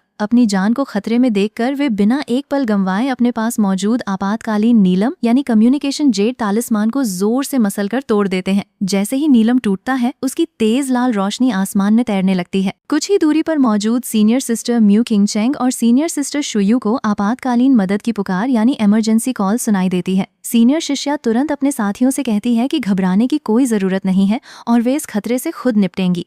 लेकिन इससे पहले कि वे अपनी तलवार खींच पाती, एक अलौकिक और भयंकर दिव्य शक्ति पूरे आसमान में छा जाती है। ऐसा लगता है मानो किसी महान सीनियर एल्डर ने दूर से ही अपना खौफनाक हाथ लहरा दिया हो। एक पल के भीतर ही पूरा वातावरण ठहर जाता है और shifting stars and changing constellations जैसी अद्भुत और अलौकिक तकनीक का प्रभाव चारों तरफ फैल जाता है। उस अद्भुत दिव्य रोशनी के टकराते ही पॉइजनस स्कॉर्पियन किंग का पूरा शरीर हवा में ही जम जाता है। उसकी नसों में बहने वाला भयंकर जहर और उसके शरीर के भीतर मौजूद सभी सूक्ष्म जीवाणु यानी बैक्टीरिया पलक झपकते ही पूरी तरह नष्ट हो जाते हैं। वो विशालकाय दानव बिना कोई हमला किए जमीन पर बेजान होकर गिर पड़ता है। मौत के मुंह से सही सलामत बाहर निकले नए शिष्य फटी आंखों से ये नजारा देखते रह जाते हैं। वे राहत की सांस लेते हुए चिल्ला उठते हैं कि वे सब बच गए हैं। वे हैरान होकर आपस में चर्चा करने लगते हैं कि ग्रहों और तारों की चाल बदल देने वाली इतनी चमत्कारिक तकनीक का इस्तेमाल किस महान हस्ती ने किया है। तभी सीनियर सिस्टर म्यू किंगचेंग मुस्कुराते हुए हवा में प्रकट होती हैं। वे उस बिच्छू के बेजान शरीर की ओर देखकर व्यंग्य के लहजे में कहती हैं कि अब देखते हैं कि कोई उनके संप्रदाय के शिष्यों को सताने की हिम्मत कैसे करता है। वे अपने छोटे साथियों को प्यार से समझाती हैं कि अगली बार मुसीबत के समय इतना उतावला नहीं होना चाहिए और अपनी क्षमता पर भरोसा रखना चाहिए। छोटे शिष्य सीनियर सिस्टर चिंगचेंग को देखकर श्रद्धा से झुक जाते हैं और वादा करते हैं कि वे अगली बार अधिक धैर्य और सावधानी से काम लेंगे।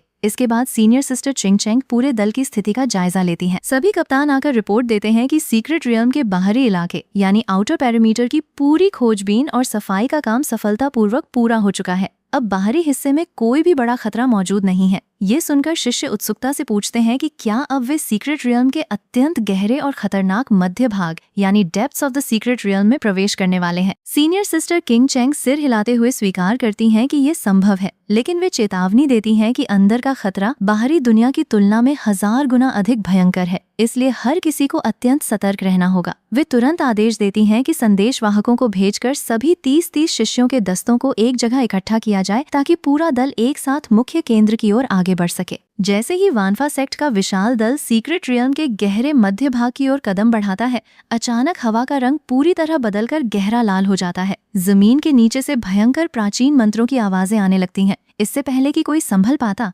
पूरा दल एक खौफनाक एंशंट किलिंग फॉर्मेशन यानी प्राचीन मारक सरणी के जाल में फंस जाता है। चारों तरफ से खौफनाक अलौकिक रन यानी रून्स और चमकीली खूनी किरणें शिष्यों पर बरसने लगती हैं। सीनियर शिष्या तुरंत चिल्लाकर सभी को अपनी अपनी सुरक्षात्मक ऊर्जा को एकजुट करने का निर्देश देती हैं। सभी शिष्य मिलकर अपनी अपनी ढालें लगाकर उन विनाशकारी सिंबल्स के वार को रोकने की कोशिश करते हैं, लेकिन उस प्राचीन सरणी का मानसिक प्रभाव इतना खौफनाक था कि कई शिष्यों का सिर भयंकर दर्द से फटने लगता है। चारों तरफ से भयानक काली आकृतियां और भ्रम उत्पन्न होने लगते हैं। ऐसा लगता है मानो चारों तरफ केवल खूंखार दानव ही दानव खड़े हों। भ्रम के प्रभाव में आकर कुछ शिष्य अपनी ही तलवारें निकालकर अपने साथियों पर हमला करने की कोशिश करते हैं। ये देखकर सीनियर शिष्या तुरंत हस्तक्षेप करती हैं और बुलंद आवाज में आदेश देती हैं कि कोई भी शिष्य भ्रम में आकर अपने साथियों पर हमला नहीं करेगा। वे सभी को एक साथ गोल घेरे में इकट्ठा होने और संप्रदाय की मुख्य आध्यात्मिक साधना तकनीक यानी सेक्ट्स मेंटल कल्टीवेशन मेथड को एक लय में जपने का निर्देश देती हैं। सभी शिष्य अपनी आंखें मूंद कर संप्रदाय के मंत्रों का जाप करने लगते हैं, जिससे उनके मन पर हो रहा आध्यात्मिक हमला धीमा पड़ने लगता है। तभी बड़ी सीनियर बहन आगे आती हैं। छोटे शिष्य घबराकर चिल्लाते हैं कि सीनियर बहन आप क्या करने जा रही हैं,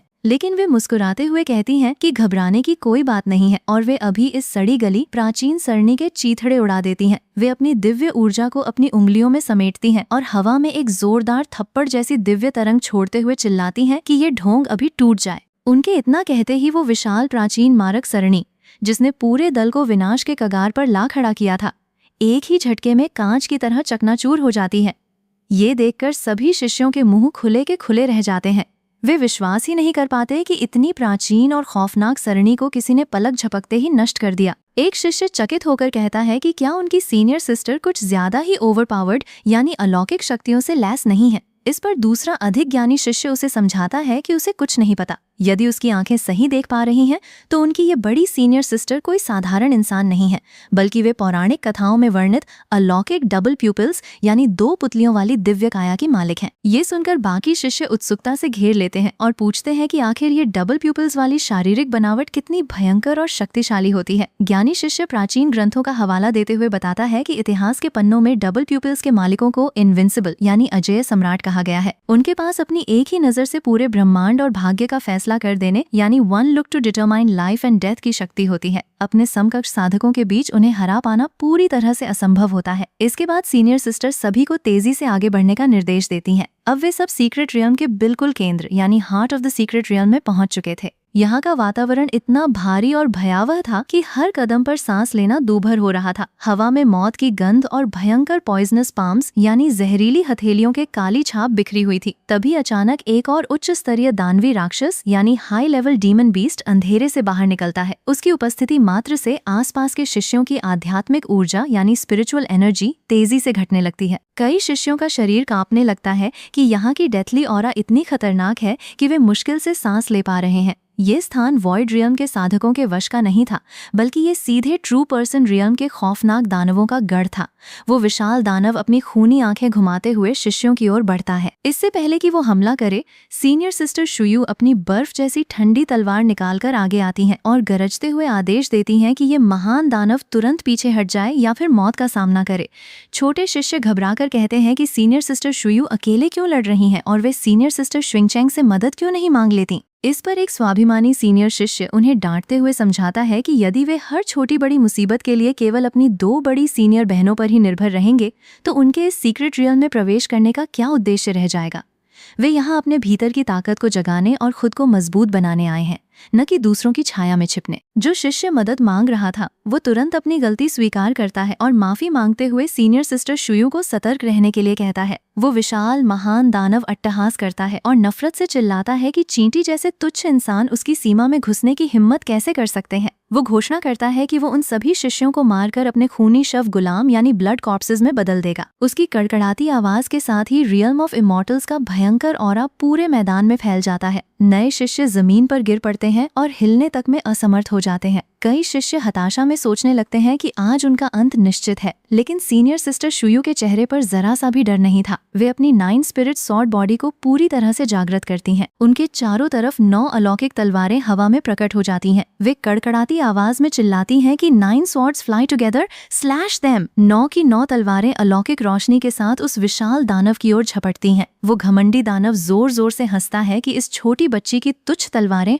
उसका बाल भी बांका नहीं कर सकती। लेकिन अगले ही पल सीनियर सिस्टर शुयू की तलवारों का वार उस दानव के भयंकर ढाल को चीरते हुए उसके शरीर के पार निकल जाता है। वो दानव चीख उठता है क्योंकि उसका पूरा अस्तित्व कटकर बिखरने लगता है। जीवन और मरण के इस सूक्ष्म क्षण में सीनियर सिस्टर शुयू के भीतर का छुपा हुआ सामर्थ्य पूरी तरह से जाग उठता है। वे अपनी चेतना के अंतिम बंधनों को तोड़ते हुए लड़ाई के बीच में ही अपना ब्रेक थ्रू हासिल कर लेती हैं और ट्रू रियल्म के नए शिखर पर पहुंच जाती हैं। उनकी 9 आध्यात्मिक तलवारें एक साथ मिलकर 9 spirit sword body 10,000 sword slay evil का भयंकर रूप धारण करती हैं और ट्रू पर्सन रियल्म के उस खूंखार दानव को पलक झपकते ही गाजर मूली की तरह काट कर राख में बदल देती हैं। आसपास खड़े शिष्य अपनी आंखों पर भरोसा नहीं कर पाते। ट्रू पर्सन रियल्म के इतने भयंकर दानव को सीनियर सिस्टर शुयू ने अकेले ही मौत के घाट उतार दिया था। सभी शिष्य गर्व से चिल्ला उठते हैं कि सीनियर सिस्टर शुयू सचमुच सॉर्ड एम्परर की मुख्य शिष्या कहलाने के लायक हैं। लेकिन सीनियर सिस्टर शुयू अपनी तलवार को म्यान में रखते हुए सभी को शांत रहने की हिदायत देती हैं। वे समझाती हैं कि इस भयंकर लड़ाई का धमाका पूरे जंगल में गूंज चुका है और इसकी गूंज सुनकर आसपास के अन्य खौफनाक राक्षस यहाँ खींचे चले आएंगे। वे सभी को तुरंत जमीन पर बैठकर अपनी ध्यान साधना करने और अपनी ऊर्जा बहाल करने का आदेश देती हैं। जीवन और मृत्यु के मुहाने पर खड़े होकर अपनी सीमाओं को तोड़ने वाली सीनियर सिस्टर शुयू की क्षमता देखकर सीनियर सिस्टर शुइंगचेंग भी उनकी भूरी भूरी प्रशंसा करती हैं। वे मुस्कुराते हुए कहती हैं कि शुइन ने सचमुच अद्भुत पराक्रम दिखाया है और वानफा सेक्ट का नाम रोशन किया है। लेकिन इसी गंभीर और तनावपूर्ण माहौल के बीच छोटी बच्ची निंग यू का पेट जोर जोर से गुड़गुड़ाने लगता है। वो उदास चेहरा बनाकर अपने पेट पर हाथ फेरती है और कहती है कि उसे बहुत भयंकर भूख लग रही है और क्या इस खौफनाक जगह पर कुछ खाने लायक अच्छी चीज नहीं मिल सकती। सीनियर सिस्टर किंग चेंग उसकी बात सुनकर हंसने ही वाली होती है कि अचानक पूरे वातावरण की हवा पूरी तरह से जम जाती है। एक ऐसी खौफनाक, भयंकर और प्राचीन आत्मा का दबाव पूरे इलाके पर छा जाता है जिससे हर शिष्य की आत्मा डर के मारे कांपने लगती है। जमीन के अंदर से ऐसा एहसास होता है मानो कोई अत्यंत प्राचीन महाराक्षस अपनी गहरी नींद से जाग रहा हो। सभी शिष्यों के पैर जमीन में जम जाते हैं और वे 1 इंच भी आगे हिल नहीं पाते। छोटे शिष्य डर के मारे चीख उठते हैं कि ये कैसा खौफनाक राक्षस है जिसके सामने अभी अभी मारा गया ट्रू पर्सन रियल्म का दानव एक तुच्छ चींटी जैसा भी नहीं लगता। वे सोचने लगते हैं कि आज उनका जिंदा बचना नामुमकिन है। धुंध को चीरते हुए एक विशालकाय गहरे काले रंग का अजगरनुमा जीव हवा में तैरता हुआ बाहर निकलता है। उसकी आंखें लाल अंगारों की तरह चमक रही थीं और उसकी रीढ़ पर प्राचीन कांटे उगे हुए थे। सीनियर सिस्टर शुयू की आंखें फटी की फटी रह जाती हैं। वे चकित होकर पूछती हैं कि क्या ये कोई असली ड्रैगन यानी रियल ड्रैगन है। सीनियर सिस्टर किंग चेंग ध्यान से देखकर बताती हैं कि ये कोई साधारण ड्रैगन नहीं है बल्कि एक प्राचीन प्राइमोर्डियल इंक ड्रैगन यानी मो जाओ है जो half step heavenly king realm के अलौकिक स्तर पर पहुंच चुका है। सीनियर सिस्टर किंग चेंग तुरंत अपने पीछे खड़े सभी शिष्यों को पीछे हटने और जरा भी करीब न आने की चेतावनी देती हैं। Half step heavenly king realm का ये मो जाओ उनके नियंत्रण से पूरी तरह बाहर था। साधारण शिष्यों के लिए इसकी एक फूंक ही उनकी हड्डियां गलाने के लिए काफी थी। ऐसा लग रहा था कि आज केवल दोनों सीनियर सिस्टर्स ही मिलकर इस अजेय महाराक्षस का सामना कर सकती हैं। लेकिन जहां बाकी सब डर से कांप रहे थे वहीं छोटी बच्ची निंग यू की आंखों में उस विशाल प्राइमोर्डियल इंक ड्रैगन को देखकर डर के बजाय लालच और खुशी की चमक आ जाती है। वो अपनी जीभ होठों पर फेरते हुए खुशी से तालियां बजाने लगती है और चीख उठती है कि सीनियर सिस्टर किंग चेंग ये विशाल काला सांप कितना मोटा और ताजा दिख रहा है। ये निश्चित रूप से खाने में बेहद स्वादिष्ट और रसीला होगा। वो आगे कहती है कि इतना बड़ा सांप उसके लिए कई दिनों तक भरपेट खाने के लिए काफी रहेगा। उसने आज तक कभी ड्रैगन का मांस नहीं खाया है लेकिन प्राचीन किताबों में लिखा है कि dragon liver and Phoenix marrow इस ब्रह्मांड के सबसे अनमोल और स्वादिष्ट व्यंजन है। क्योंकि ये राक्षस half step heavenly king realm का है इसलिए इसके मांस के भीतर स्वर्ग और पृथ्वी की असीम आध्यात्मिक ऊर्जा समाई होगी जिसका स्वाद सचमुच बेमिसाल होगा। वो विशालकाय प्राइमोर्डियल इंक ड्रैगन जिसने हजारों सालों से इस इलाके में राज किया था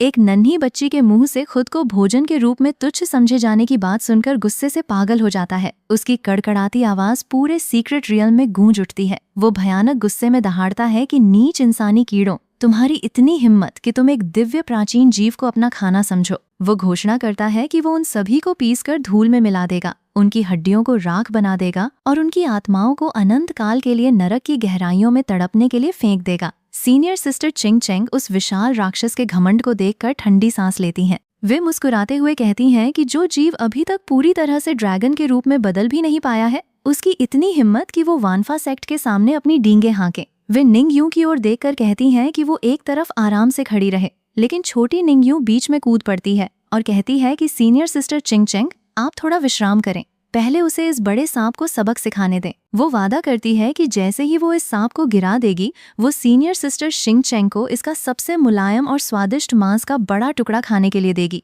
वो विशाल मो जाओ अपनी पूरी शक्ति को जागृत करता है और काली आग का गोला फेंकते हुए उनकी ओर झपटता है।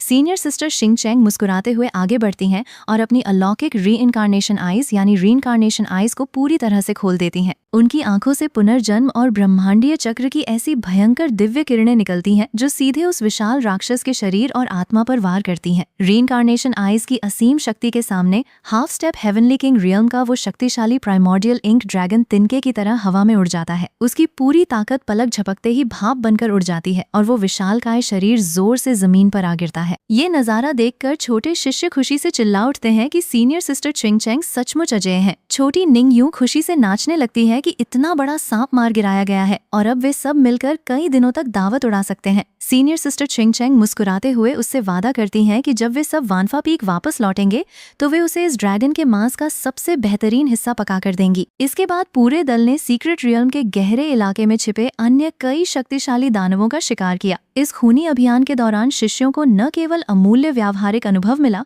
बल्कि उनके हाथ अनगिनत दुर्लभ हथियार बनाने वाली सामग्रियां यानी वेपन क्राफ्टिंग मटेरियल्स भी लगीं। शिष्य खुशी से झूम रहे थे क्योंकि जब वे इन महाराक्षसों के अवशेषों को संप्रदाय के मिशन हॉल में जमा करेंगे तो उन्हें भारी मात्रा में कंट्रीब्यूशन पॉइंट्स मिलेंगे। इन क्रेडिट से वे साधना टावर यानी ट्रेनिंग टावर में हफ्तों तक रहकर अपनी साधना को एक नए आयाम पर ले जा सकते थे। ट्रेनिंग मिशन के पूरी तरह सफल होने के बाद वानफा सेक्ट का पूरा दस्ता सीक्रेट रियल्म के विशाल नीले पोर्टल से बाहर निकल आता है। बाहर संप्रदाय के महान अनडेड एल्डर और एल्डर वैंग लिन पहले से ही उनका इंतजार कर रहे थे। सीनियर सिस्टर चिंग चेंग और सभी शिष्य आगे बढ़कर अनडेड एल्डर के सामने आदरपूर्वक झुकते हैं और प्रणाम करते हैं। अनडेड एल्डर मुस्कुराते हुए सभी को उठने का आदेश देते हैं और पूछते हैं कि क्या सीक्रेट रियल्म का ये पहला प्रशिक्षण अभियान पूरी तरह सफल रहा। एल्डर वांग लिन और सीनियर सिस्टर किंग चेंग मुस्कुराते हुए रिपोर्ट देते हैं कि यात्रा बेहद सफल रही। पूरे विशाल दल में से किसी भी शिष्य की जान नहीं गई है। केवल कुछ ही शिष्य मामूली रूप से घायल हुए हैं, जिनका इलाज करके उन्हें पूरी तरह से ठीक कर दिया गया है। अनडेड एल्डर शिष्यों के हाथों में अनमोल खजानों और राक्षसी अवशेषों की भरमार देखकर बेहद संतुष्ट होते हैं। वे उन्हें जाकर विश्राम करने का आदेश देते हैं और स्वयं सेक्ट मास्टर लू चैन को इस महान सफलता की जानकारी देने के लिए निकल जाते हैं। वहीं दूसरी तरफ वानफा पीक के मुख्य दरबार में सेक्ट मास्टर लू चैन अपने सिंहासन पर विराजमान थे। तभी छोटी निंग यू और सीनियर सिस्टर चिंग चेंग खुशी खुशी दरबार में प्रवेश करती हैं। छोटी निंग यू दौड़कर अपने मास्टर के पास पहुंचती है और उन्हें प्रणाम करती है। वो उत्साह से बताती है कि उसने सीक्रेट रियल्म के भीतर एक बहुत बड़ा और ताज़ा सांप पकड़ा है और सीनियर सिस्टर चिंग चेंग ने कहा था कि इसका मांस बेहद स्वादिष्ट होता है। वो उस विशाल मो जाओ के सबसे बेहतरीन हिस्से को निकालकर अपने गुरु को दिखाती है और मासूमियत से पूछती है कि क्या वे सब मिलकर अभी इसका बारबेक्यू यानी भून कर दावत उड़ा सकते हैं। सेक्ट मास्टर लू चैन अपनी नन्ही शिष्या के पेटूपन को देखकर हंस पड़ते हैं। वे रुऑक्सी को बुलाते हैं और उस ड्रैगन के मांस का एक बड़ा टुकड़ा ले जाकर तुरंत भूनने का प्रबंध करने का आदेश देते हैं। साथ ही वे आसपास मौजूद अन्य शिष्यों और अधिकारियों को भी इस स्वादिष्ट दावत में शामिल होने का न्योता देते हैं। इसके बाद लू चैन अपनी शिष्याओं द्वारा लाए गए अनमोल हथियार बनाने के दुर्लभ अवशेषों को देखते हैं। वे उन्हें सलाह देते हैं कि जब भी उन्हें समय मिले वे पाथ बिल्डिंग पीक के मास्टर के पास जाएं, ताकि वे इन सामग्रियों से उनके लिए कुछ अत्यंत शक्तिशाली और उपयोगी दिव्य हथियार बना सकें। कुछ ही देर में आग पर भुनते हुए ड्रैगन के मांस की ऐसी अलौकिक और मनमोहक सुगंध पूरे दरबार में फैल जाती है कि सभी के मुंह में पानी आ जाता है। छोटी निंग यू अपनी जीभ से लाल टपकाते हुए बार बार पूछती है कि इसे पकने में और कितना समय लगेगा। रॉक्सी हंसते हुए उसे समझाती है कि मांस अभी पूरी तरह से पका नहीं है और उसे कम से कम 15 मिनट यानी 1 क्वार्टर का धैर्य रखना होगा। 15 मिनट का नाम सुनते ही निंग यू मचलने लगती है और अपने बड़े भाइयों को भी बारबेक्यू का मजा लेने के लिए बुला लेती है। जब भूनकर तैयार हुआ स्वादिष्ट ड्रैगन मीट सभी शिष्यों में बांटा जाता है तो उसकी एक ही बाइट लेते ही सभी के शरीर में अमृत जैसी ऊर्जा दौड़ जाती है। रुऑक्सी को भी सेक्ट मास्टर स्वयं प्रेम से खाने के लिए कहते हैं। भरपेट स्वादिष्ट भोजन करने के बाद छोटी निंग यू का पेट इतना फूल जाता है कि वो एक छोटे से गोल मटोल सुअर के बच्चे की तरह फर्श पर ही सो जाती है। तभी दरबार के बाहर से छोटा फिनिक्स यानी शाओ लॉन्ग उड़ता हुआ आता है। वो सोई हुई निंग यू को जगाते हुए चिढ़ाता है कि वो इतने दिनों तक सीक्रेट रियल में क्या कर रही थी और क्या अंदर सचमुच मजा आया। निंग यू अपनी आंखें मलते हुए गर्व से बताती है कि उसने अंदर बहुत मजा किया, एक विशाल सांप मारा और एक बड़ा केकड़ा भी पकड़ा। वो शिकायत करती है कि वो और भी बहुत सारा मांस लाना चाहती थी, लेकिन सीनियर सिस्टर शिंग चेंग ने उसे ज्यादा शिकार नहीं करने दिया।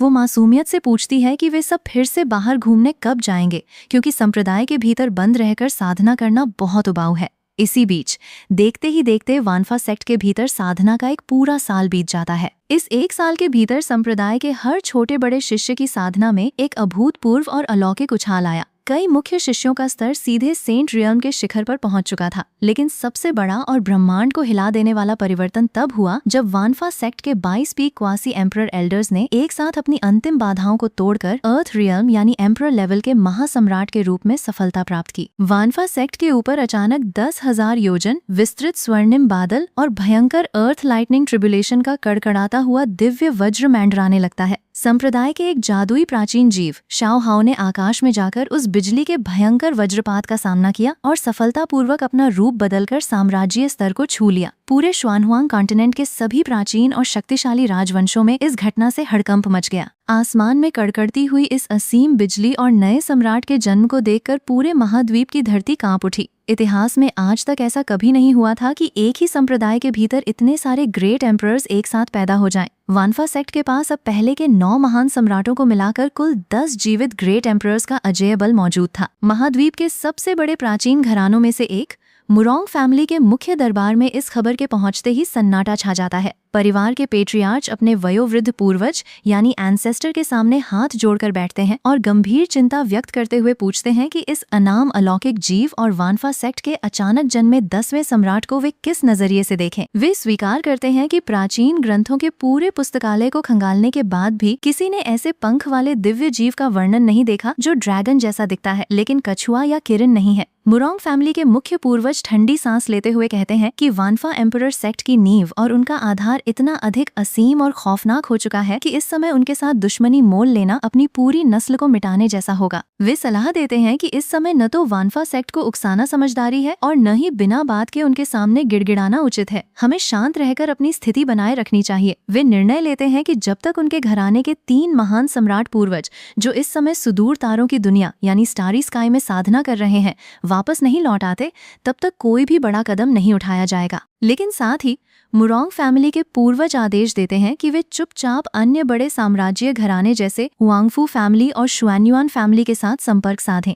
वे जानते थे कि ये बड़े घराने भी वानफा सेक्ट को इस पूरे महाद्वीप पर अकेला एक छत्र राज करते हुए नहीं देखना चाहेंगे। हालांकि वे क्विंगलन एकेडमी, ग्युआन सॉर्ड पैविलियन और टियानबाओ पैविलियन जैसे तटस्थ घरानों को आमंत्रित करने से मना कर देते हैं, क्योंकि वे जानते थे कि ये संस्थाएं कभी भी संसारी राजनीति में हस्तक्षेप नहीं करती। साथ ही वे रहस्यमयी टियानजी टावर के साथ भी सांठगांठ करने का फैसला करते हैं ताकि वानफा सेक्ट की असली ताकत का गुप्त रूप से पता लगाया जा सके। वहीं दूसरी तरफ वानफा पीक के शांत माहौल में सेक्ट मास्टर लू चैन अपने मुख्य शिष्यों के सामने बैठे थे। उनके मुख्य शिष्य और सुंदर छोटी शिष्या दोनों अपनी अपनी साधना में एक बड़े रुकावट यानी कल्टीवेशन बॉटलनेक का सामना कर रहे थे। उन्होंने अपने गुरु के सामने हाथ जोड़कर विनती की कि वे अपनी साधना को अगले स्तर पर ले जाने के लिए बाहरी दुनिया में जाकर व्यावहारिक अनुभव यानी एक्सपीरियंस हासिल करना चाहते हैं। तभी लू चैन को ओवरलॉर्ड पीक मास्टर का एक गुप्त संदेश प्राप्त होता है। ओवरलॉर्ड पीक मास्टर बताते हैं कि उनके 2 सबसे होनहार शिष्य काई बुफान और हुआ एन भी अगले 2 दिनों के भीतर अपनी साधना को निखारने के लिए संप्रदाय से बाहर दुनिया के भ्रमण पर निकलने वाले हैं। सेक्ट मास्टर लू चैन मुस्कुराते हुए अपने शिष्यों को अनुमति दे देते हैं और कहते हैं कि ये बेहद अच्छी बात है। वे निर्देश देते हैं कि वे सब अलग अलग भटकने के बजाय काई बुफान और हुआ एन के साथ मिलकर एक समूह बनाकर बाहर जाएं। साथ में ज्यादा लोग होने से यात्रा न केवल सुरक्षित रहेगी बल्कि रास्ते की रौनक और मजा भी दोगुना हो जाएगा। शिष्य तुरंत अपने गुरु के आदेश को स्वीकार करते हैं और अपने साथी शिष्यों को गुप्त संदेश भेजकर तैयार रहने को कहते हैं। अगले ही दिन वानफा सेक्ट की सीमा को पार करके शिष्यों का एक छोटा और अति प्रतिभावान दल बाहर की दुनिया में कदम रखता है। दल में सीनियर सिस्टर चिंगचेंग, काई बुफान, हुआ एन और उनके अन्य साथी शामिल थे। रास्ते में चलते हुए काई बुफान उत्साह से पूछते हैं कि सीनियर सिस्टर चिंगचेंग अब वे आगे अपने प्रशिक्षण के लिए किस दिशा में जाने वाले हैं। क्या उन्हें दक्षिणी क्षेत्र यानी सादर्न रीजन की ओर जाना चाहिए या उत्तरी क्षेत्र यानी नॉर्दर्न रीजन की ओर। सीनियर सिस्टर चिंगचेंग मुस्कुराते हुए उत्तर देती हैं कि इस बार वे सब मध्य भूमि यानी जोंगझौ की ओर रुख करेंगे। वे बताती हैं कि उन्होंने आज तक कभी जोंगझौ की धरती पर कदम नहीं रखा है, लेकिन उन्होंने सुना है कि जोंगझौ उनके पूर्वी क्षेत्र यानी ईस्टर्न रीजन की तुलना में 1000 गुना अधिक समृद्ध, विशाल और अलौकिक है। वहाँ पूरे महाद्वीप की सबसे घनी और शुद्ध आध्यात्मिक ऊर्जा बहती है। हुआ एन और काई बुफान भी इस प्रस्ताव पर खुशी से उछल पड़ते हैं। वे भी जोंगजो के उन विश्व प्रसिद्ध महाप्रतिभावान योद्धाओं यानी प्रोडिजीज से मुकाबला करके अपनी ताकत को परखना चाहते थे। कई दिनों की यात्रा के बाद वानफा सेक्ट का ये दल जोंगजो की सीमा पर स्थित एक विशाल और आलीशान शहर के मुख्य द्वार पर पहुंचता है। लेकिन जैसे ही वे शहर के भीतर कदम रखने वाले होते हैं, द्वार पर खड़े घमंडी पहरेदार अपनी भयंकर तलवारें उनके आगे अड़ा देते हैं और रुखे स्वर में चिल्लाते हैं कि रुको, बाहर से आने वाले किसी भी अजनबी को शहर के भीतर प्रवेश करने के लिए एक हाई ग्रेड स्पिरिट स्टोन का भारी शुल्क देना होगा। काई बुफान ये अपमान सुनकर गुस्से से लाल हो जाते हैं। उनकी सैवेज बैटल बॉडी की उग्र ऊर्जा कड़कड़ाने लगती है और वे उन मामूली पहरेदारों की गर्दन मरोड़ने के लिए आगे बढ़ते हैं। लेकिन सीनियर सिस्टर खिंगचेंग तुरंत अपना हाथ उठाकर उन्हें रोक लेती हैं। वे शांत लहजे में समझाती हैं कि वे इस इलाके में पहली बार आए हैं और यहाँ के नियमों या ताकतों के बारे में कुछ नहीं जानते। महज एक स्पिरिट स्टोन के पीछे बिना वजह विवाद खड़ा करना और अपनी पहचान उजागर करना समझदारी नहीं है। काई बुफान अपनी सीनियर सिस्टर की बात मानकर पीछे हट जाते हैं, लेकिन उन पहरेदारों की ओर घूरते हुए मन ही मन कहते हैं कि वे खुशकिस्मत हैं कि सीनियर सिस्टर ने उन्हें रोक लिया, वरना आज उनकी लाशें यहाँ तैर रही होती। सीनियर सिस्टर किंगचेंग मुस्कुराते हुए शुल्क का भुगतान करती हैं और पूरा दल शांति से शहर के भीतर प्रवेश कर जाता है। शहर के भीतर का नजारा सचमुच अद्भुत था। चारों तरफ गगनचुंबी इमारतें और अलौकिक बाजार सजे हुए थे। लेकिन जो बात सबसे ज्यादा हैरान करने वाली थी वो ये थी कि यहाँ आम सड़कों पर घूमने वाले साधारण दुकानदारों और नागरिकों का साधना स्तर भी गोल्डन कोर और पर्पल मैंशन रियल्म का था। यहाँ तक कि भीड़ में कई साधक वॉइड रियल्म के स्तर पर तैरते हुए दिखाई दे रहे थे। जोंगजो का बुनियादी स्तर पूर्वी क्षेत्र की तुलना में कई गुना अधिक ऊंचा था। चलते चलते वे शहर के एक बहुत बड़े चायखाने यानी टी हाउस के पास से गुजरते हैं, जहां से लोगों के चिल्लाने की आवाजें आ रही थीं। भीतर बैठे कई शक्तिशाली साधक बेहद उत्साह के साथ आपस में चर्चा कर रहे थे कि हाल ही में जोंगजो की कई बड़ी प्रीफेक्चर लेवल फोर्सेस मिलकर एक महाप्रतियोगिता का आयोजन करने जा रही हैं, जिसे टियानजियाओ अरीना यानी योद्धाओं का महामंच कहा जा रहा है। इस प्रतियोगिता में पूरे ब्रह्मांड के सबसे अलौकिक और प्रतिभावान युवाओं को अपनी ताकत का प्रदर्शन करने के लिए आमंत्रित किया गया है। लोग आपस में बातें कर रहे थे कि इस बार टियानजियाओ अरीना के जो पुरस्कार और संसाधन रखे गए हैं वे इतने अनमोल हैं कि यदि कोई युवा योद्धा उस प्रतियोगिता को जीत लेता है तो उसे अपनी साधना के अगले कई सालों तक किसी जड़ी बूटी या आध्यात्मिक पत्थर की चिंता करने की आवश्यकता नहीं पड़ेगी। इतना ही नहीं, विजेता को सीधे किसी प्रसिद्ध होली लैंड या एंशिएंट लैंड का मुख्य शिष्य बनने का सीधा अवसर प्राप्त हो सकता है। काई बुफान और हुआ एन ये सुनकर रुक जाते हैं। काई बुफान उत्सुकता से उस चायखाने के भीतर कदम रखते हैं और वहां बैठे लोगों के पास जाकर विनम्रता से पूछते हैं कि वे जिस टियानजियाओ अरीना की बात कर रहे हैं उसका पूरा सच क्या है और क्या कोई भी बाहर का साधक उसमें भाग ले सकता है। चायखाने में बैठा एक चतुर और हंसमुख मार्गदर्शक यानी टूर गाइड उनकी ओर देखता है। वो मुस्कुराते हुए समझाता है कि टियानजियाओ अरीना का आयोजन हर 3 साल में एक बार किया जाता है। जोंगजो की बड़ी शक्तियां अपने शिष्यों की धार को तेज करने और दुनिया भर से छिपी हुई प्रतिभाओं की खोज करने के लिए इस महा उत्सव का आयोजन करती हैं। इस बार इस भव्य आयोजन की मेजबानी साम्राज्य शुआन्युआन फैमिली कर रही है। शुआन्युआन फैमिली के युवा सम्राट यानी यंग मास्टर शुआन्युआन ने मध्य भूमि के सभी बड़े घरानों और पवित्र भूमियों के महान योद्धाओं को अपना निमंत्रण पत्र भेज दिया है। नियम बेहद सरल हैं। यदि किसी भी युवा को अपनी ताकत और प्रतिभा पर पूर्ण विश्वास है तो वो बिना किसी भेदभाव के अपना नाम दर्ज करा सकता है। काई बुफान चकित होकर पूछते हैं कि क्या इसमें भाग लेने के लिए किसी विशेष सिफारिश या ऊंचे कुल की आवश्यकता नहीं है। मार्गदर्शक हंसते हुए उत्तर देता है कि प्रवेश के लिए कोई शर्त नहीं है, लेकिन साधारण लोग इसमें अपना नाम लिखाने की हिम्मत नहीं करते, क्योंकि उन बड़े साम्राज्य घरानों के मुख्य शिष्य सर्वोच्च तकनीकों से लैस होते हैं और रिंग में उतरने का अर्थ अपनी जान को हथेली पर रखना होता है। बिना असीम ताकत के वहां उतरना सीधे आत्महत्या करने जैसा है। हुआ एन आगे बढ़कर पूछते हैं कि ये टियानजियाओ अरीना कब और कहां आयोजित होने वाला है। वो मार्गदर्शक थोड़ा हैरान होकर उनकी ओर देखता है और पूछता है कि वे सब जोंगजो के इतने बड़े उत्सव से इतने अनजान क्यों हैं और वे किस सुदूर इलाके से आए हैं। सीनियर सिस्टर किंगचेंग मुस्कुराते हुए बताती हैं कि वे सब अपने पूर्वी क्षेत्र यानी ईस्टर्न रीजन से साधना का अनुभव प्राप्त करने और जोंगजो की महानता को देखने आए हैं। मार्गदर्शक ये सुनकर सम्मान से अपना सिर हिलाता है और कहता है कि पूर्वी क्षेत्र अब कोई साधारण जगह नहीं रही है। वानफा एम्परर सेक्ट के उठने के बाद से पूरे पूर्वी क्षेत्र का नाम पूरे ब्रह्मांड में गूंज रहा है। वो आगे जानकारी देता है कि ये महाप्रतियोगिता ठीक 1 महीने के बाद जोंगजो के सबसे समृद्ध और विशाल शहर टियानडू सिटी में आयोजित होगी। टियानडू सिटी के बिल्कुल केंद्र में टियानडू स्क्वायर स्थित है, जिसे असीम अलौकिक धातुओं और खजानों से पिघलाकर एक अजेय रिंग के रूप में ढाला गया है। हुआन अत्यंत प्रसन्न होकर उस मार्गदर्शक को धन्यवाद देते हैं और उनकी मेज पर चाय के खर्चे के रूप में कई उच्च स्तरीय स्पिरिट स्टोन्स रख देते हैं। वो मार्गदर्शक इतने सारे अनमोल पत्थर देखकर फूले नहीं समाता और खुश होकर उन्हें जोंगजो के मुख्य भूगोल और शक्ति संतुलन की विस्तृत जानकारी देना शुरू करता है। वो बताता है कि वे इस समय जोंगजो के दक्षिणी इलाके में स्थित वुशुआंग सिटी में खड़े हैं। पूरा जोंगजो 4 मुख्य दिशाओं और एक केंद्रीय मैदान में बंटा हुआ है। पूर्व में विशाल कैंगलिन माउंटेन्स खड़े हैं, दक्षिण में सुदूर जल नगरी युनमेंगजे फैली है, पश्चिम में पथरीला और खतरनाक गोबी डेजर्ट है और उत्तर में हजारों मील तक फैला हुआ बर्फ का जमा हुआ साम्राज्य यानी नॉर्दर्न ग्लेशियर स्थित है। और इन चारों दिशाओं के बिल्कुल बीचों बीच स्थित है ब्रह्मांड का केंद्र, प्लेन ऑफ हेवन एंड अर्थ,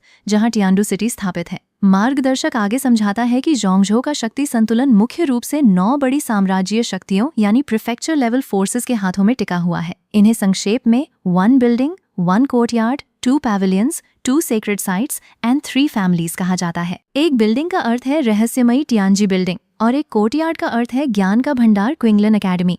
2 पैवेलियंस और 2 सेक्रेड साइट्स में शामिल हैं व्यापारिक साम्राज्य टियानबाओ पैवेलियन, अजेय तलवारबाजों का ग्युआ सॉर्ड पैवेलियन और 2 महान पवित्र भूमियां, याओग्वांग होली लैंड और टाइकिंग होली लैंड। और 3 फैमिलीज का अर्थ है 3 सबसे शक्तिशाली प्राचीन साम्राज्यीय घराने, मुरोंग फैमिली, शुएन्युआन फैमिली और हुआंगफू फैमिली। मार्गदर्शक आगे बताता है कि इन 9 बड़ी शक्तियों के पीछे जीवित ग्रेट एम्परर्स का वरदहस्त मौजूद है। इनके नीचे सैकड़ों छोटी मोटी पवित्र भूमियां आती हैं जहां केवल ग्रेट सेजेस का राज चलता है। वो मुस्कुराते हुए ये भी जोड़ता है कि कुछ समय पहले तक जोंगजो में हेवनली फील्ड पैलेस और शाओ फैमिली का भी नाम गूंजता था, लेकिन पूर्वी क्षेत्र के वानफा एम्परर सेक्ट ने उन दोनों घमंडी शक्तियों को रातों रात धरती के नक्शे से पूरी तरह मिटा दिया। जब वानफा सेक्ट के शिष्यों को जोंगजो की इस पूरी राजनीतिक स्थिति का ज्ञान हो जाता है तो वे उस मार्गदर्शक का धन्यवाद करके चाय खाने से बाहर आते हैं। काई बुफान उत्साह से भर उठते हैं और अपने साथियों से कहते हैं कि जब वे इतनी दूर जोंगजो की धरती पर आए ही हैं तो उन्हें इस टियानजियाओ अरीना में निश्चित रूप से भाग लेना चाहिए ताकि वे दुनिया के सबसे बड़े शूरवीरों से अपनी तलवार टकरा सकें। सीनियर सिस्टर किंगचेंग और हुआएन भी इस प्रस्ताव पर अपनी सहमति दे देते हैं। फैसला किया जाता है कि वे कल सुबह ही टियानडू सिटी की ओर अपनी पैदल यात्रा शुरू करेंगे ताकि रास्ते में मिलने वाली चुनौतियों का सामना करते हुए अपनी साधना को और मजबूत कर सकें। वहीं दूसरी तरफ जोंगजो के सबसे गुप्त और रहस्यमयी स्थान टियानजी टावर के मुख्य दरबार में एक बेहद महत्वपूर्ण मुलाकात चल रही थी। मुरोंग फैमिली के सबसे वरिष्ठ बुजुर्ग एल्डर मुरोंग बो स्वयं चलकर टियानजी टावर के स्वामी मास्टर जी से मिलने पहुंचे थे। मास्टर जी आदरपूर्वक एल्डर मुरोंग बो का स्वागत करते हैं, उन्हें अपने पास बैठाते हैं और अपने सेवकों को सबसे अनमोल दिव्य चाय परोसने का आदेश देते हैं। मास्टर जी सेवकों को सख्त हिदायत देते हैं कि जब तक उनकी ये गुप्त बैठक खत्म नहीं हो जाती तब तक किसी भी परिंदे को दरबार के भीतर आने की अनुमति न दी जाए। एल्डर मुरोंग बो चाय की चुस्की लेते हुए सीधे मुख्य मुद्दे पर आते हैं। वे कहते हैं कि वे आज किसी औपचारिक शिष्टाचार के लिए नहीं आए हैं, बल्कि वे टियानजी टावर की गुप्त दृष्टि से एक बेहद गंभीर सवाल का जवाब मांगने आए हैं। एल्डर मुरोंग बो पूछते हैं कि टियानजी टावर की नज़र में वानफा एम्परर सेक्ट का असली वजूद क्या है और वे उस अलौकिक संप्रदाय को किस नज़र से देखते हैं। मास्टर जी मुस्कुराते हैं और प्रति प्रश्न करते हैं कि एल्डर मुरोंग बो अचानक वानफा सेक्ट के बारे में इतने चिंतित क्यों हो रहे हैं। मास्टर जी कहते हैं कि टियानजी टावर का वानफा सेक्ट के प्रति कोई व्यक्तिगत पूर्वाग्रह नहीं है। एल्डर मुरोंग बो का चेहरा गंभीर हो जाता है। वे याद दिलाते हैं कि हाल ही में वानफा सेक्ट के ऊपर 10वें महासम्राट का उदय हुआ है और उनके पास एक ऐसा भयानक प्राचीन जीव मौजूद है जिसकी पहचान आज तक ब्रह्मांड के किसी ग्रंथ में नहीं मिली। 10-10 ग्रेट एम्परर्स की ताकत के साथ वानफा एम्परर सेक्ट अब पूरे शुआनहुआंग कॉन्टिनेंट पर अपना एक छत्र साम्राज्य स्थापित करने की क्षमता रखता है। एल्डर मुरोंग बो पूछते हैं कि क्या इतने खौफनाक संप्रदाय के उठने से टियानजी टावर को अपने अस्तित्व का डर महसूस नहीं होता। वे चेतावनी देते हैं कि हेवनली फील्ड पैलेस की जरा सी भूल के कारण वानफा सेक्ट ने उनका नामो निशान मिटा दिया था और यदि अन्य बड़े घराने एक साथ नहीं आए तो वानफा सेक्ट पूरे महाद्वीप को अपना गुलाम बना लेगा। मास्टर जी शांत भाव से उनकी बात सुनते रहते हैं और उनकी आंखों में छुपे डर को पहचानकर मन ही मन जानते हैं कि वानफा सेक्ट की असीम शक्ति ने जोंगजो के इन प्राचीन घरानों की रातों की नींद उड़ा दी है। अब हम देखते हैं कि टियानजी टावर के स्वामी मास्टर जी बहुत ही शांत और गंभीर लहजे में मुरोंग फैमिली के बुजुर्ग एल्डर मुरोंग बो को समझाते हैं। वे कहते हैं कि शाओ फैमिली ने अपने बुरे कर्मों के कारण ही विनाश का मुंह देखा था और वानफा एम्परर सेक्ट ने बिना किसी कारण के कोई उग्र कदम नहीं उठाया है। मास्टर जी सवाल करते हैं कि क्या एल्डर मुरोंग बो सचमुच ये सोचते हैं कि वानफा सेक्ट को लेकर टियानजी टावर किसी डर या खौफ के साये में जी रहा है। वे स्पष्ट करते हैं कि टियानजी टावर हमेशा से ही एक व्यावसायिक संस्था रहा है जो केवल अपने व्यापार और जानकारी के लेन देन से मतलब रखता है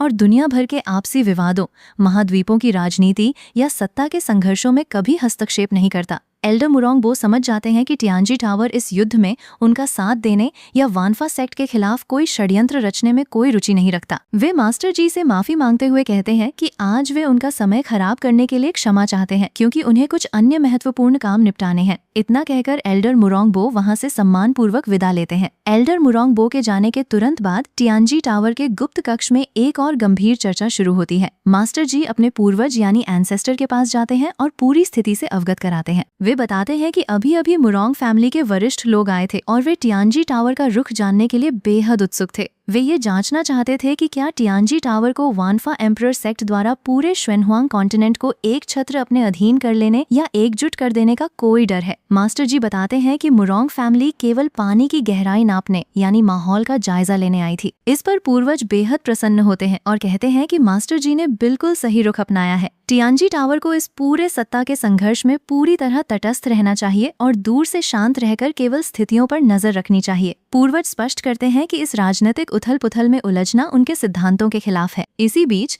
टियानबाओ पवेलियन के अध्यक्ष ब्रदर लियू और ग्युआन सॉर्ड पवेलियन के मुख्य संरक्षक ब्रदर ग्युआन के बीच भी एक अत्यंत गोपनीय और महत्वपूर्ण मुलाकात होती है। ब्रदर लियू बड़े आत्मविश्वास के साथ बताते हैं कि किंगलन एकेडमी और टियानजी टावर जैसे निष्पक्ष घराने कभी भी साम्राज्यीय घरानों का साथ देकर वानफा एम्परर सेक्ट के खिलाफ किसी विनाशकारी युद्ध में शामिल नहीं होंगे। किंगलन एकेडमी हमेशा से ही सांसारिक मोह माया और राजनीति से कोसों दूर रही है, जबकि टियानजी टावर पूरे ब्रह्मांड के नफे नुकसान की गणना करके ही कोई कदम उठाता है।